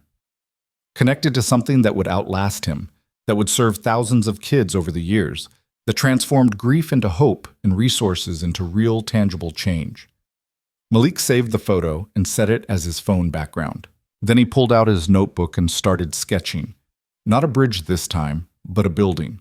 The Innovation Center as he imagined it in 5 years, filled with kids like him, kids who'd been invisible, kids who'd been written off, kids who just needed someone to see them and believe in them and give them the tools to build their own impossible futures. He drew until his hand cramped and his eyes burned. And for the first time in his life, Malik Turner let himself believe that maybe, just maybe, he deserved to be seen. The sketching continued well past midnight, Malik's hand moving across the page with a fluidity born from years of practice in stolen moments between homework and worry. But this time felt different. This time he wasn't drawing to escape reality. He was drawing to shape it. His bedroom door stood open, a luxury he'd never had in the old apartment where privacy meant a curtain and hoped that Grandma Ruth wouldn't need to walk through his alcove to reach the bathroom. Now he could hear her moving around the living room, unpacking boxes with an energy he hadn't seen in years, occasionally humming fragments of songs she used to sing when his mother was alive. His phone buzzed again. Another text from Sarah Chen, sent at 12:47 a.m. Stop drawing and go to sleep. You're 15, not 50. The work will still be there tomorrow. Malik smiled despite himself and typed back, I'm 14. The response came immediately. Even worse. Seriously, kid. Sleep. Graham's got you scheduled for a site walk at 9 a.m., and you'll need your brain functional. He set down his pencil and stretched, feeling the familiar ache in his shoulders from hunching over the notebook. Through his window, his actual window with actual curtains instead of a bedsheet, he could see Fairmount at night, streetlights that worked, trees lining the sidewalks, cars that looked like they belonged to people who had places to go in the morning, not people who were one breakdown away from disaster. The press event. He'd been trying not to think about it, but Sarah's text had brought it back to the front of his mind. Tuesday deadline. Say yes and stand in front of cameras and reporters and become the public face of a program that could change lives. Say no and stay invisible, stay safe, stay small. Except he wasn't small anymore, was he? His name was on a banner at a construction site. His designs were being translated into engineering specs by professionals who took him seriously. His scholarship was opening doors for 4 other kids who'd been exactly where he was 2 weeks ago, invisible, struggling, convinced that the gap between their reality and their dreams was too wide to cross. Malik pulled out his phone and texted James Whitmore. I'll do the press event. Whatever you need. The response took 3 minutes, long enough that Malik wondered if he'd made a mistake. Then, Graham will be pleased. We'll make sure you're prepared. You're not going into this alone. Sleep came harder than usual that night, Malik's mind spinning through scenarios and conversations, and the terrible awareness that everything he said or did now carried weight beyond just himself. He represented something larger, hope, maybe, or possibility, or the idea that the system could work for kids like him if someone just gave them a chance. He woke to sunlight streaming through his window and the smell of real coffee brewing in the kitchen. Ruth was already up, dressed in new clothes they'd bought at a department store instead of a thrift shop. Dark slacks and a blouse that actually fit. Professional attire for someone with a professional job. She looked different. Younger somehow, despite the gray in her hair and the lines around her eyes. Like the weight she'd been carrying had finally shifted enough to let her stand up straight. Morning, baby. She poured him orange juice, fresh squeezed, an extravagance they'd never been able to afford, and set it on their new kitchen table. You were up late. I heard you drawing. Couldn't sleep. Too much thinking? She studied him with the kind of attention that saw through every defense he'd ever built. Or too much worrying? Maybe both. Malik took a sip of juice, the tartness grounding him. They want me to do a press conference for the scholarship announcement. Ruth sat down across from him, her hands wrapped around her own coffee mug. And you're afraid? It wasn't a question. Malik nodded anyway. What if I say something wrong? What if people think I don't deserve this? What if you show up and tell your truth and it helps someone else find the courage to keep going? Ruth interrupted gently. Baby, you've been invisible your whole life because the world taught you that being seen was dangerous. And maybe that was true once. But now you've got resources and protection and people who believe in you. So the question isn't whether you'll mess up. Everyone messes up. The question is whether you're brave enough to be seen anyway. Malik stared into his orange juice like it held answers. I don't feel brave. Brave people rarely do. They just do the thing that scares them because it matters more than the fear. She reached across the table and squeezed his hand. Your mama was terrified every day of her life, terrified she couldn't provide for you, terrified you'd end up stuck in the same cycles she couldn't break. But she showed up anyway. She worked and fought and loved you harder than her fear. That's what brave looks like. The site walk at 9 turned out to be less of a walk and more of an education in everything Malik didn't know about construction, engineering, city permits, and the thousands of tiny decisions that went into building something permanent. Sarah Chen met him at the gate wearing a hard hat and carrying a clipboard thick with papers, her expression somewhere between amused and exasperated.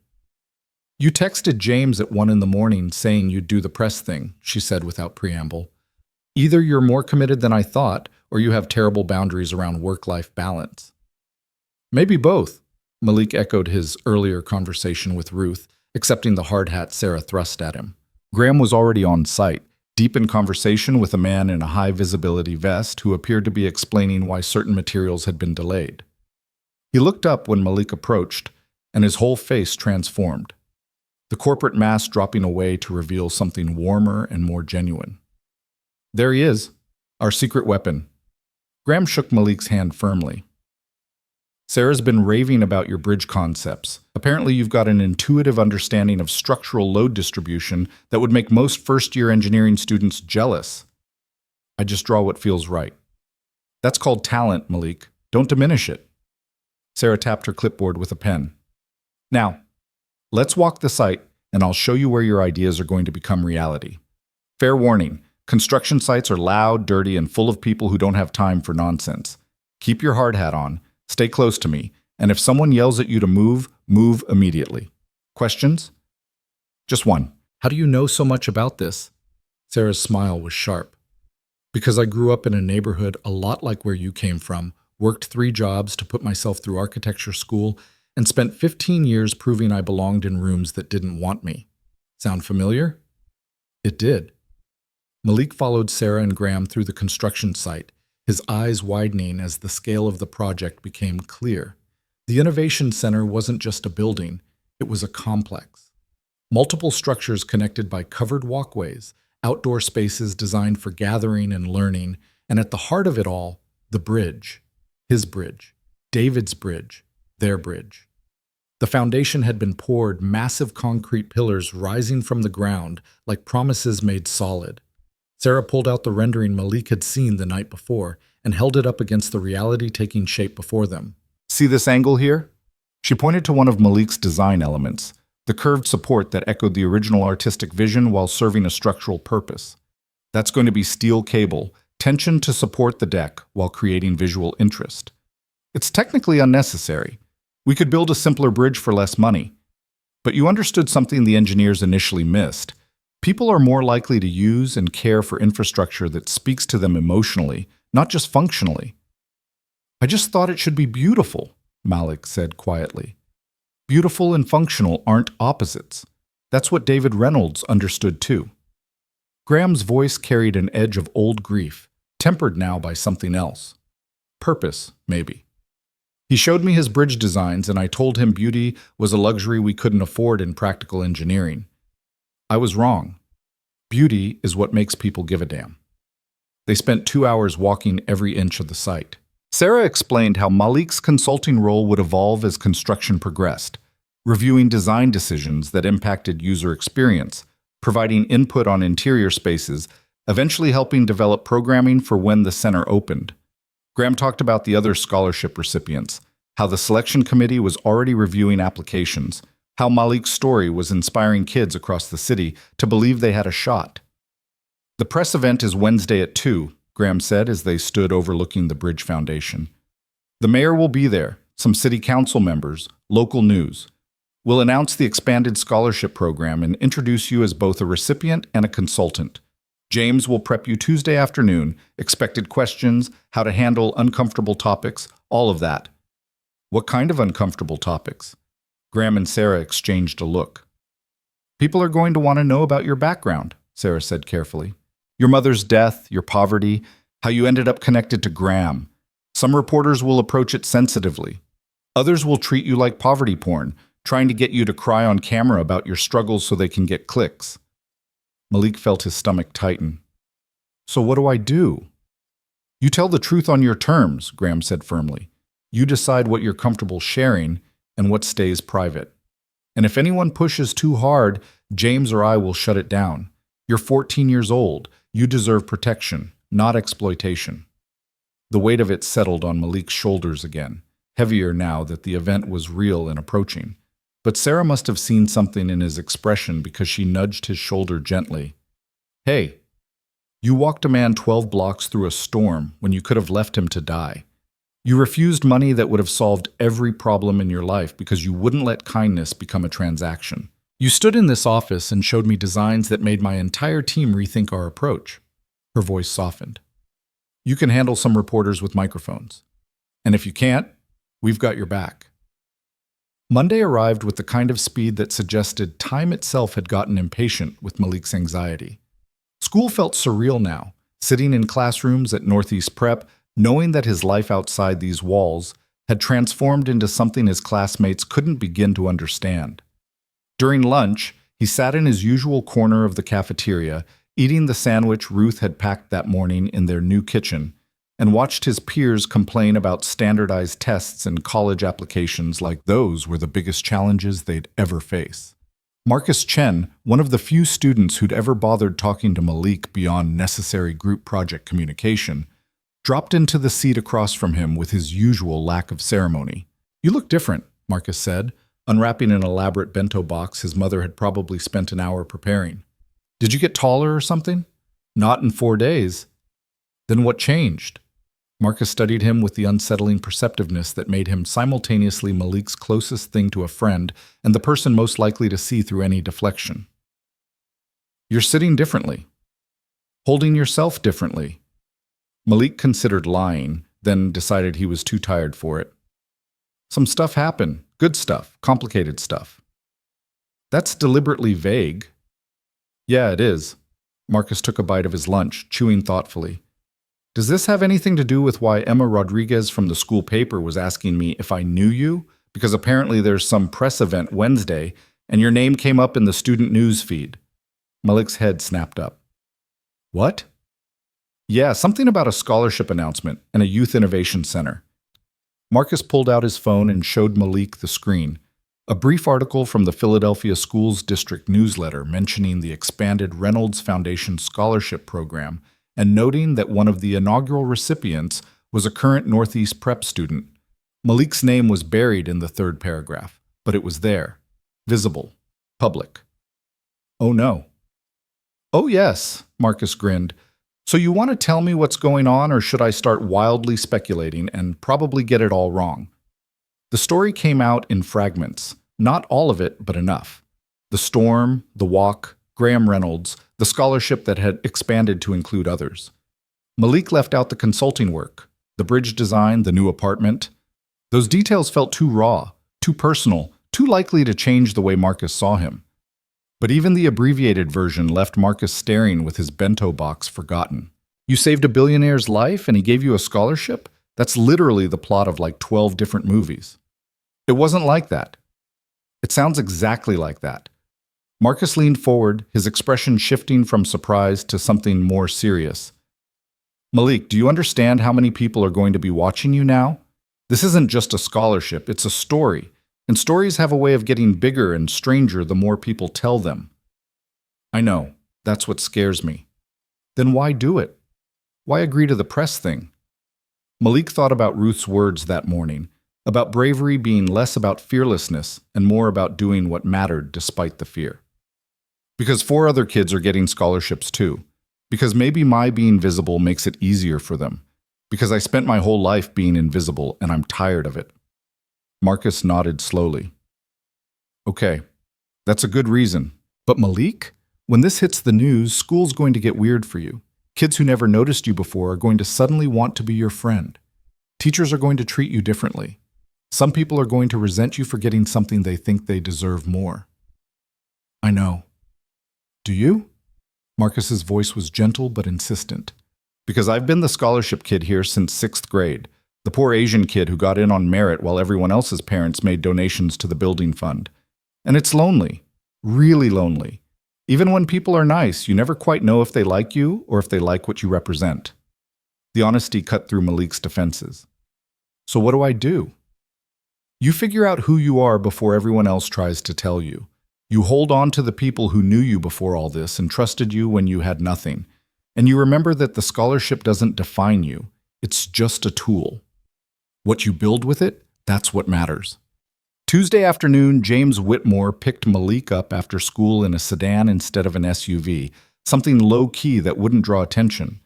They drove to a quiet office building downtown, took an elevator to the 15th floor, and entered a conference room where Graham was waiting along with a woman Malik didn't recognize.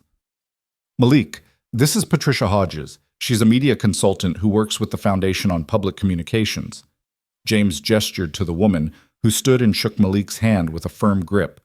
Patricia was probably in her 50s, with silver-streaked hair pulled into a neat bun and the kind of direct gaze that suggested she'd seen everything and wasn't easily impressed.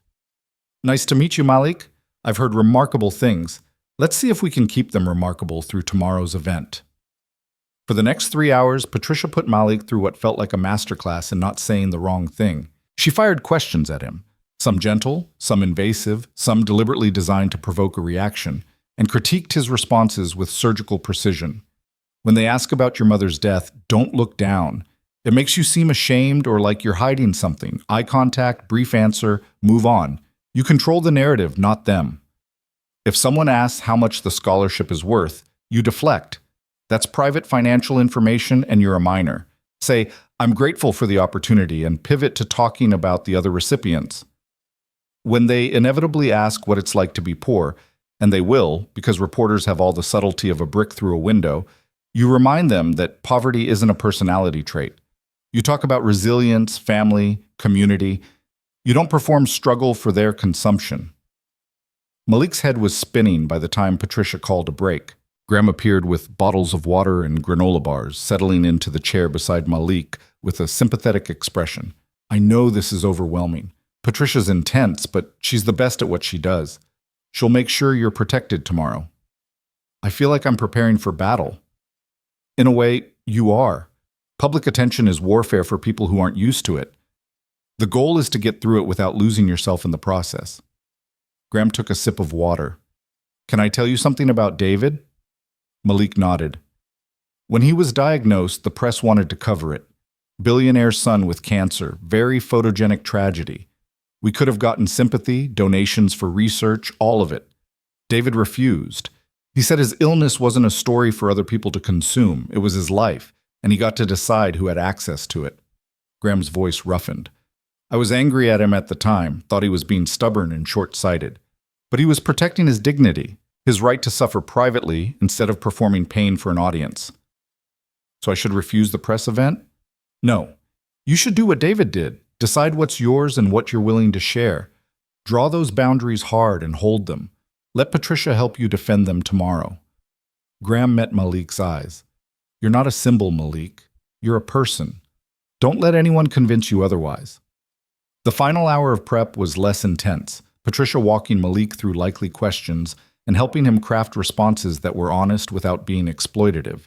By the time James drove him home, Malik felt marginally more prepared, though the anxiety hadn't diminished. Ruth was waiting in their new living room, the furniture having been delivered that afternoon.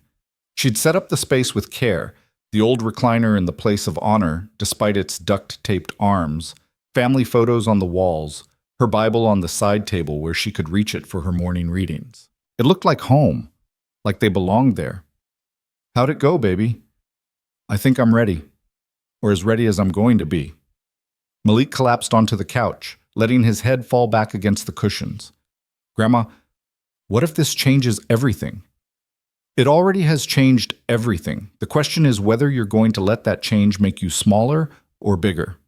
She settled beside him, her slight weight barely registering on the cushions. "Your mama used to say that the world wants poor people to be grateful and quiet. Grateful for scraps, quiet about injustice. You being visible, being vocal, having expectations and dreams and demands that threatens people who benefit from keeping folks like us invisible. So I'm supposed to make people uncomfortable. You're supposed to exist loudly, that's all. Just be yourself fully and completely, and let other people deal with their discomfort. That's not your job to manage." Wednesday morning dawned clear and cold, the kind of October day where the sky looked impossibly blue and the air felt like a promise of change. Malik dressed in clothes that James had helped him select. Business casual, professional, but not stuffy, appropriate for a 14-year-old who was both scholarship recipient and professional consultant. Ruth fussed with his collar, her hands trembling slightly. "You look so grown up." "I'm just wearing a button-down shirt, Grandma." "It's not the shirt, it's the way you're holding yourself, like you belong there." Her eyes were wet. "I wish your mama could see this." "Maybe she can." The event was being held at the Innovation Center construction site, which had been transformed for the occasion. A temporary platform had been erected near the bridge foundation, draped in foundation colors, and equipped with a podium and microphone system. Chairs were set up in rows, already filling with reporters, city officials, foundation board members, and community representatives. Camera crews were testing equipment, their lenses huge and intimidating. James met Malik and Ruth at the entrance, along with Patricia, who gave Malik a quick once-over and nodded approval. "Remember everything we practiced? You've got this." Graham was backstage, such as backstage could be at an outdoor construction site, reviewing notes with the mayor and looking more nervous than Malik had ever seen him. He glanced up when Malik approached and his expression softened. "How are you holding up?" "Terrified." "Good. That means you care." Graham placed a hand on Malik's shoulder. "Listen, when we get out there, I'm going to tell the basic story. The storm, the walk, the decision to expand the scholarship program. Then the mayor will say some political things that we'll all politely applaud. Then I'll introduce you and the other scholarship recipients. You'll say a few words, nothing long, just what we practiced. And then we'll take questions from the press, which Patricia and I will field. You might get asked one or two things directly, but we'll keep it brief, okay?" "Okay." "And Malik, thank you for being brave enough to do this." The event started at 2 o'clock exactly. Graham stepped to the podium and the crowd quieted, cameras focusing, reporters raising their recorders. Malik stood off to the side with the other 4 scholarship recipients, kids he'd met briefly that morning, all of them looking as nervous as he felt, and tried to control his breathing. Graham's speech was everything Malik expected: gracious, emotional, carefully crafted to honor David's memory while pointing toward the future. He talked about the storm and the unexpected encounter, about a young man who'd refused to let a stranger die and then refused payment because kindness shouldn't be transactional. He talked about expansion and opportunity and the 5 students who represented the best of what their communities had to offer. The mayor spoke next, praising the foundation's commitment and talking about Philadelphia's investment in its youth and several other things that sounded important but mostly seemed designed to get her face on camera. Polite applause followed. Then Graham called Malik forward. The walk to the podium felt impossibly long, every step carrying the weight of eyes on him, reporters and cameras and city officials and strangers who would form opinions about him based on the next 3 minutes. The microphone was too tall, and someone adjusted it down while Malik stood there feeling exposed and small. He looked out at the crowd and found Ruth in the front row, her hands clasped like she was praying. Found Sarah Chen near the back, giving him a subtle thumbs up. Found James and Patricia flanking the platform, ready to intervene if needed. And he found his voice. "I'm Malik Turner, and 2 weeks ago I was worried about making rent. The words came out steadier than he'd expected. I was choosing between my grandmother's medicine and groceries. I had a hole in my shoe and a future that looked a lot like my past. Struggling, surviving, staying invisible because that felt safer than being seen. He paused, letting the honesty settle. Then I helped someone in a storm, and it changed everything. Not because I did anything special, I just did what needed doing.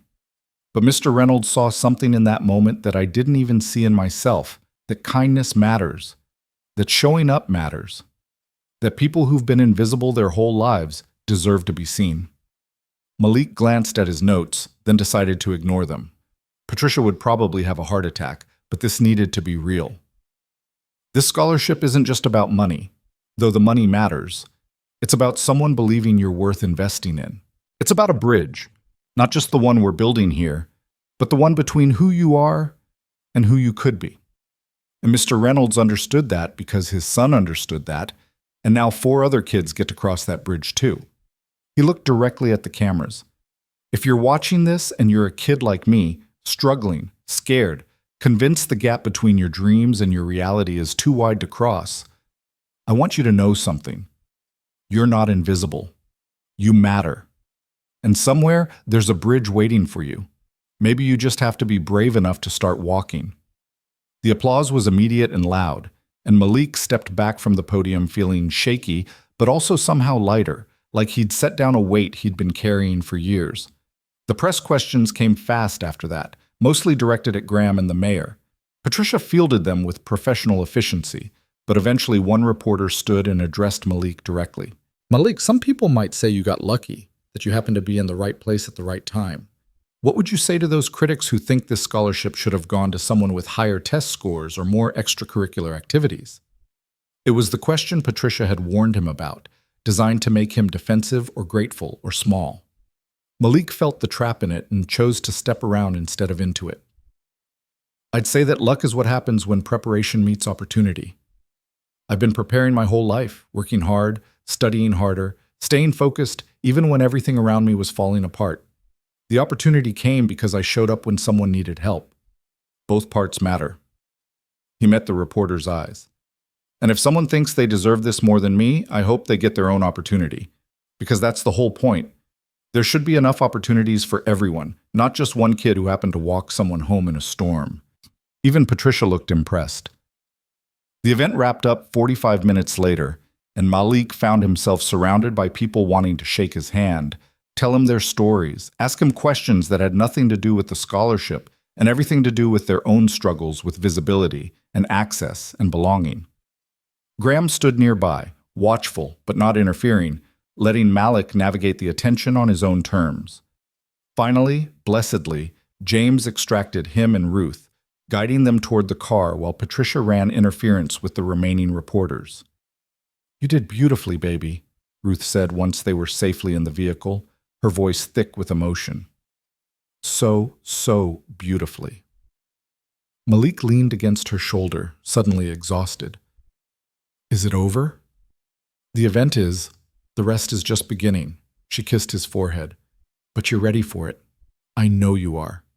The car pulled away from the construction site, from the cameras and the attention and the weight of being seen, and Malik let himself close his eyes and just breathe. Tomorrow the articles would publish and the attention would intensify, and his life would probably never be quite the same. But tonight, he was just a kid who'd done something hard and survived it, going home to an apartment that didn't leak and a future that didn't feel like a prison sentence.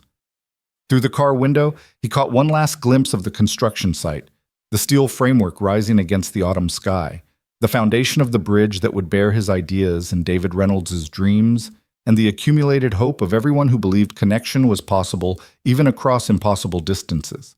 It wasn't finished yet, but it was real, and it was happening, and Malik had helped build it. That was enough for now. The articles appeared online before Malik even made it home that evening. Ruth's phone started buzzing first, notifications from neighbors and former coworkers and people she hadn't heard from in years, all sending links to news stories with headlines that made Malik's stomach churn with a mixture of pride and anxiety. Teen who saved billionaire's life gets full scholarship. From poverty to possibility, Philadelphia students' act of kindness changes everything. Graham Reynolds honors late son with expanded youth program. By the time they pulled up to their building in Fairmount, Malik's own phone was lighting up with messages from classmates he'd never spoken to, teachers offering congratulations, and even a few friend requests from people whose faces he recognized from Northeast Prep's hallways, but whose names he'd never learned. Marcus had sent a simple text. Told you school was going to get weird. Call me when you're ready to talk. Turn it off, Ruth said gently, seeing the overwhelmed expression on Malik's face. The world can wait until tomorrow. Tonight is ours. They ordered pizza, real pizza from a place that delivered not the budget frozen kind, and ate it sitting on their new couch while deliberately not checking social media or news sites or the endless stream of notifications that kept trying to pull Malik back into the vortex of public attention. Ruth told stories about Malik's mother, memories she usually kept locked away because they hurt too much to examine. But tonight felt different, like maybe they could finally celebrate what they'd survived instead of just surviving it. Your mama would have been impossible to deal with today, Ruth said, laughing through tears. She would have been in the front row telling everyone who'd listen that she always knew you were special, that she'd predicted this exact moment. Never mind that she died when you were 11, and this situation is completely unprecedented and bizarre. I miss her, Malik said quietly. Me too, baby. Every single day. Ruth set down her pizza slice and pulled Malik close. But she got to see enough to know you'd be okay. That you had what it took to survive whatever came next. That's what she told me the last time we talked, 3 days before she passed. She said, Mama, Malik's got something in him that won't quit. Promise me you'll help him find it. And I promised, even though I had no idea what she meant. I think maybe she meant this. Maybe. Or maybe she just meant you being exactly who you are, stubborn and kind and too smart for your own good. Ruth kissed his forehead. Either way, she was right. You don't quit, even when quitting would be easier. Sleep came hard again that night, Malik's brain spinning through the day's events and replaying moments where he could have said something different, handled questions better, been more articulate or less nervous or more something. But eventually exhaustion won and he drifted off, his phone silenced and charging on the other side of the room where its glow couldn't reach him. Thursday morning arrived with the subtlety of a freight train. Malik's phone had 247 unread messages when he finally checked it at breakfast, and the local news was still running clips from yesterday's press event during their morning show. Ruth had already left for her first day of work at the community liaison position. She'd kissed Malik's forehead at 6 a.m. and whispered that she was more nervous than she'd been in 20 years, and the apartment felt too quiet without her presence. The walk to school was different now. People recognized him. Not everyone, but enough that Malik found himself nodding to strangers who smiled or offered words of encouragement or congratulations. An older woman stopped him 3 blocks from Northeast Prep to tell him that her grandson had the same story, smart kid, poor family, no opportunities. And had Malik heard anything about when applications opened for next year's scholarship? The foundation website, Malik managed, feeling strange about being the person with answers instead of questions. They're starting to accept applications in January. School was exactly as weird as Marcus had predicted. Kids who'd never acknowledged Malik's existence suddenly wanted to sit with him at lunch, ask him about Graham Reynolds, get details about the scholarship that hadn't made it into the news articles. Teachers called on him more frequently in class, their expressions carrying a mixture of pride and curiosity that made Malik feel like a museum exhibit instead of a student.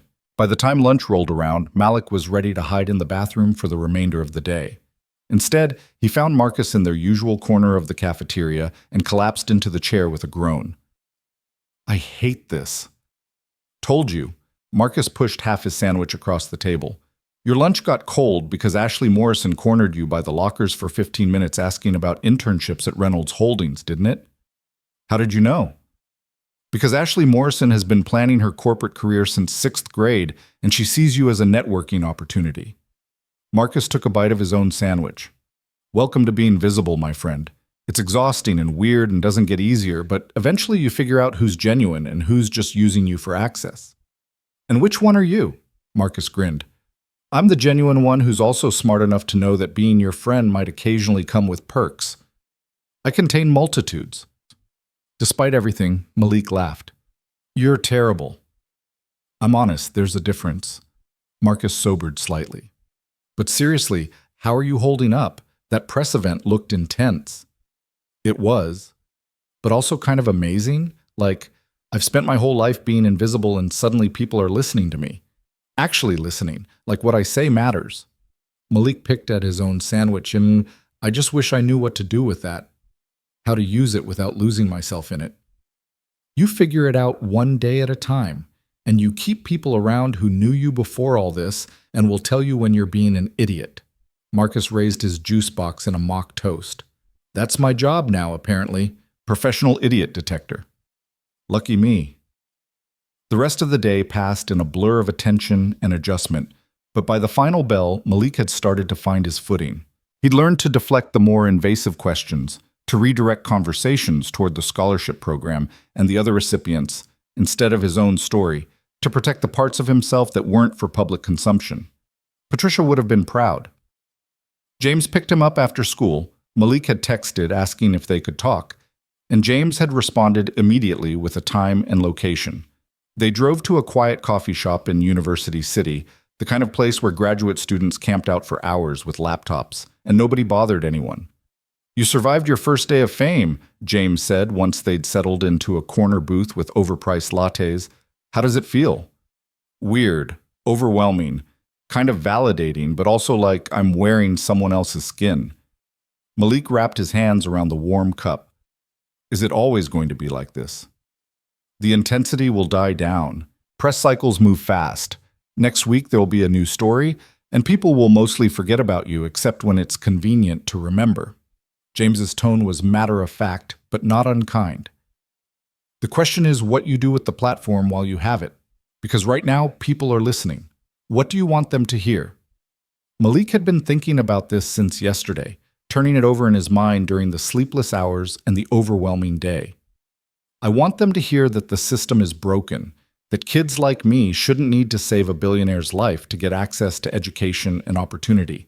That this scholarship is amazing, but it shouldn't be remarkable. It should be normal. That's a political statement. It's the truth. James smiled and it reached his eyes. Good. Graham was hoping you'd say something like that. He's been thinking the same thing for months, but didn't know how to say it without sounding like he was criticizing the very system that made him rich. But you can say it. You've earned that credibility. So what do I do with it? You keep showing up, you keep being honest, and when the foundation starts expanding the program beyond Philadelphia, which we're planning for next year, you help us make sure we're actually serving kids who need it instead of just kids who look good in press releases. The conversation shifted to logistics after that. Malik's consulting schedule, upcoming site visits, the engineering questions Sarah's team had about accessibility features. But underneath all the practical details, Malik felt something shifting in his understanding of his role. He wasn't just a recipient of charity or a feel-good story for the foundation to tout. He was a partner in building something that could outlast all of them. 3 weeks passed in a rhythm of school and work and adjustment. Ruth thrived in her new position, coming home energized instead of exhausted, talking about families she'd connected with resources and programs she was helping develop. The Innovation Center construction progressed steadily, the bridge taking shape in steel and concrete that transformed Malik's sketches into something real and permanent. The other scholarship recipients became something like friends. Maya Chen, whose parents had immigrated from Taiwan and worked 80-hour weeks to keep their restaurant afloat. Deshaun Williams, who'd been homeless for 6 months after his mother's addiction spiraled. Jennifer Kowalski, whose father's disability had pushed their family into poverty, despite both parents having college degrees. And Carlos Rodriguez, who'd been working full-time since he was 12 to help support his younger siblings. They met monthly with the foundation, sharing their experiences and providing input on program development. And gradually, Malik realized that Graham had been right. This wasn't about individual charity. It was about creating a model that could be replicated, scaled, expanded, until the idea of kids with potential being denied opportunity became unacceptable instead of inevitable. Winter arrived early that year, coating Philadelphia in snow and ice by Thanksgiving. The construction site slowed but didn't stop. Workers bundled against the cold as they continued laying the foundation for something larger than any of them individually. Malik spent his 15th birthday on site with Sarah, reviewing final design specs for the bridge and signing off on material choices that would determine how the structure weathered and aged over decades. "This is the best birthday present I've ever gotten," Malik said, staring at the half-completed bridge arching across the space where Cobb's Creek would eventually flow beneath it. "What, construction permits and engineering reports?" Sarah's tone was dry, but her expression was warm. "Kid, you need better birthday presents." "I'm serious. This is real. It exists because I drew some pictures in a notebook and someone took them seriously. It exists because you understood something fundamental about what makes infrastructure matter to people. The engineering team could have built a functional bridge without your input, but it wouldn't have been this bridge, the one that honors David Reynolds' vision while serving a real community need. That synthesis was all you." The bridge opened on a Saturday in late June, 7 months after the press conference, and 8 months after the night Malik had walked Graham Reynolds home through the storm. The Innovation Center itself wouldn't be complete for another year, but Graham had insisted that the bridge deserved its own celebration. A community event with food trucks and live music and tours of the still-under-construction facility. Malik stood at one end of the bridge that morning, dressed in the same business-casual outfit he'd worn to the press event, but grown enough that Ruth had needed to buy him new pants. Graham stood beside him, older somehow than he'd been 8 months ago, but also more present, more alive, like grief had finally shifted from an anchor to a memory he could carry without drowning in it. "Ready?" Graham asked. "I've been ready since I first sketched this in my notebook." They walked across the bridge together, Graham and Malik, Ruth and James, Sarah and Patricia, the other scholarship recipients and their families, city officials and community members and kids from the neighborhood who would eventually use this structure to access programs that might change their lives, the way Malik's had been changed. The bridge held them all easily, its cables singing quietly in the summer breeze, its deck solid and sure beneath their feet. At the center point, Graham stopped and gestured to a plaque that had been embedded in the railing. Malik stepped closer to read the inscription. "The David Reynolds Memorial Bridge, designed in collaboration with Malik Turner. Built to connect communities, honor dreams, and prove that bridges can be both beautiful and functional. Dedicated June 2026. Beautiful and functional aren't opposites. Beauty is what makes people give a damn." Below the text was a rendering of David's original sketch alongside one of Malik's early designs, showing the evolution from individual vision to collaborative reality. "He would have loved this," Graham said quietly. "The design, the partnership, the idea that his work could live on through someone else's hands. Thank you, Malik, for walking me home that night, for refusing to let me quit, for showing me what building bridges actually means." Malik's throat was too tight for words, so he just nodded and let Graham pull him into a brief, fierce hug. The celebration continued through the afternoon, music and food and speeches from the mayor and foundation board members. But Malik kept finding himself drawn back to the bridge, walking its length over and over, running his hands along the railings, feeling the solidity of something that had existed only in his imagination 8 months ago. Marcus found him there as the sun was starting to set, the bridge casting long shadows across the construction site. "Pretty cool, watching your literal dreams become reality," Marcus said, leaning against the railing beside Malik. "Yeah, it is." Malik looked out across the creek, watching the water flow beneath the structure he'd helped design. "You know what's weird? I keep waiting for it to feel like enough, like I've done the thing and now I can relax. But it doesn't. It just makes me want to build more. More bridges? More everything. More scholarships, more programs, more opportunities for kids who've been invisible their whole lives. Sarah said the foundation is already planning expansion into other cities, and they want me involved in the design process for the new centers." Malik shook his head, still barely able to believe it. "A year ago I was worried about making rent. Now I'm consulting on national infrastructure projects. And you're still the same person who shares his lunch with me when I forget mine." Marcus nudged Malik's shoulder. "Don't lose that. The world needs more people who remember what it's like to be hungry." The Innovation Center officially opened in September, timed to coincide with the new school year. By then, the scholarship program had expanded to include 20 recipients across Philadelphia, with plans to launch in 4 other cities by the following year. Ruth had been promoted to regional coordinator, overseeing community liaison positions across the expanded program.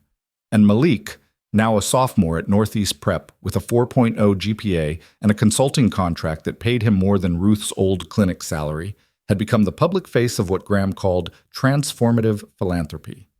But the real transformation wasn't in the buildings or the money or the press coverage.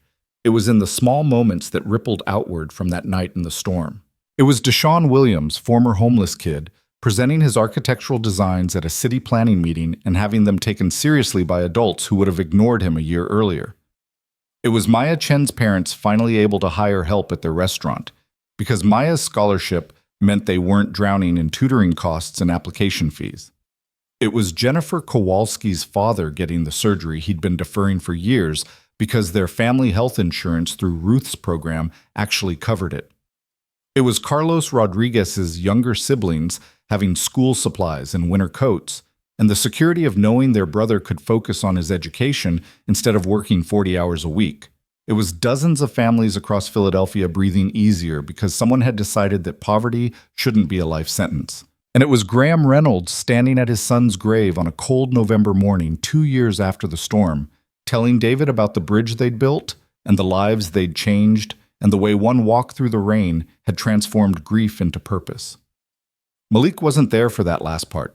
Graham had told him about it later, over coffee at their usual cafe. But he could picture it clearly. A father and a son separated by death, but connected by the work of building something that mattered, something that lasted, something that served the philosophy David had tried to teach, and Graham had finally learned. Beauty and function weren't opposites. They were partners in creating things worth caring about. On a rainy evening in October, almost exactly 2 years after the night that changed everything, Malik stood at his bedroom window in the Fairmount apartment and watched the storm roll in. Ruth was in the living room, video calling with one of the new community liaisons in Baltimore and laughing in a way that still surprised Malik with its lightness. The apartment was warm and dry and secure. No leaks, no fear, no midnight calculations about which bills to pay and which to defer. His phone buzzed with a text from Graham. "Weather report says this is going to be a big one. Stay safe."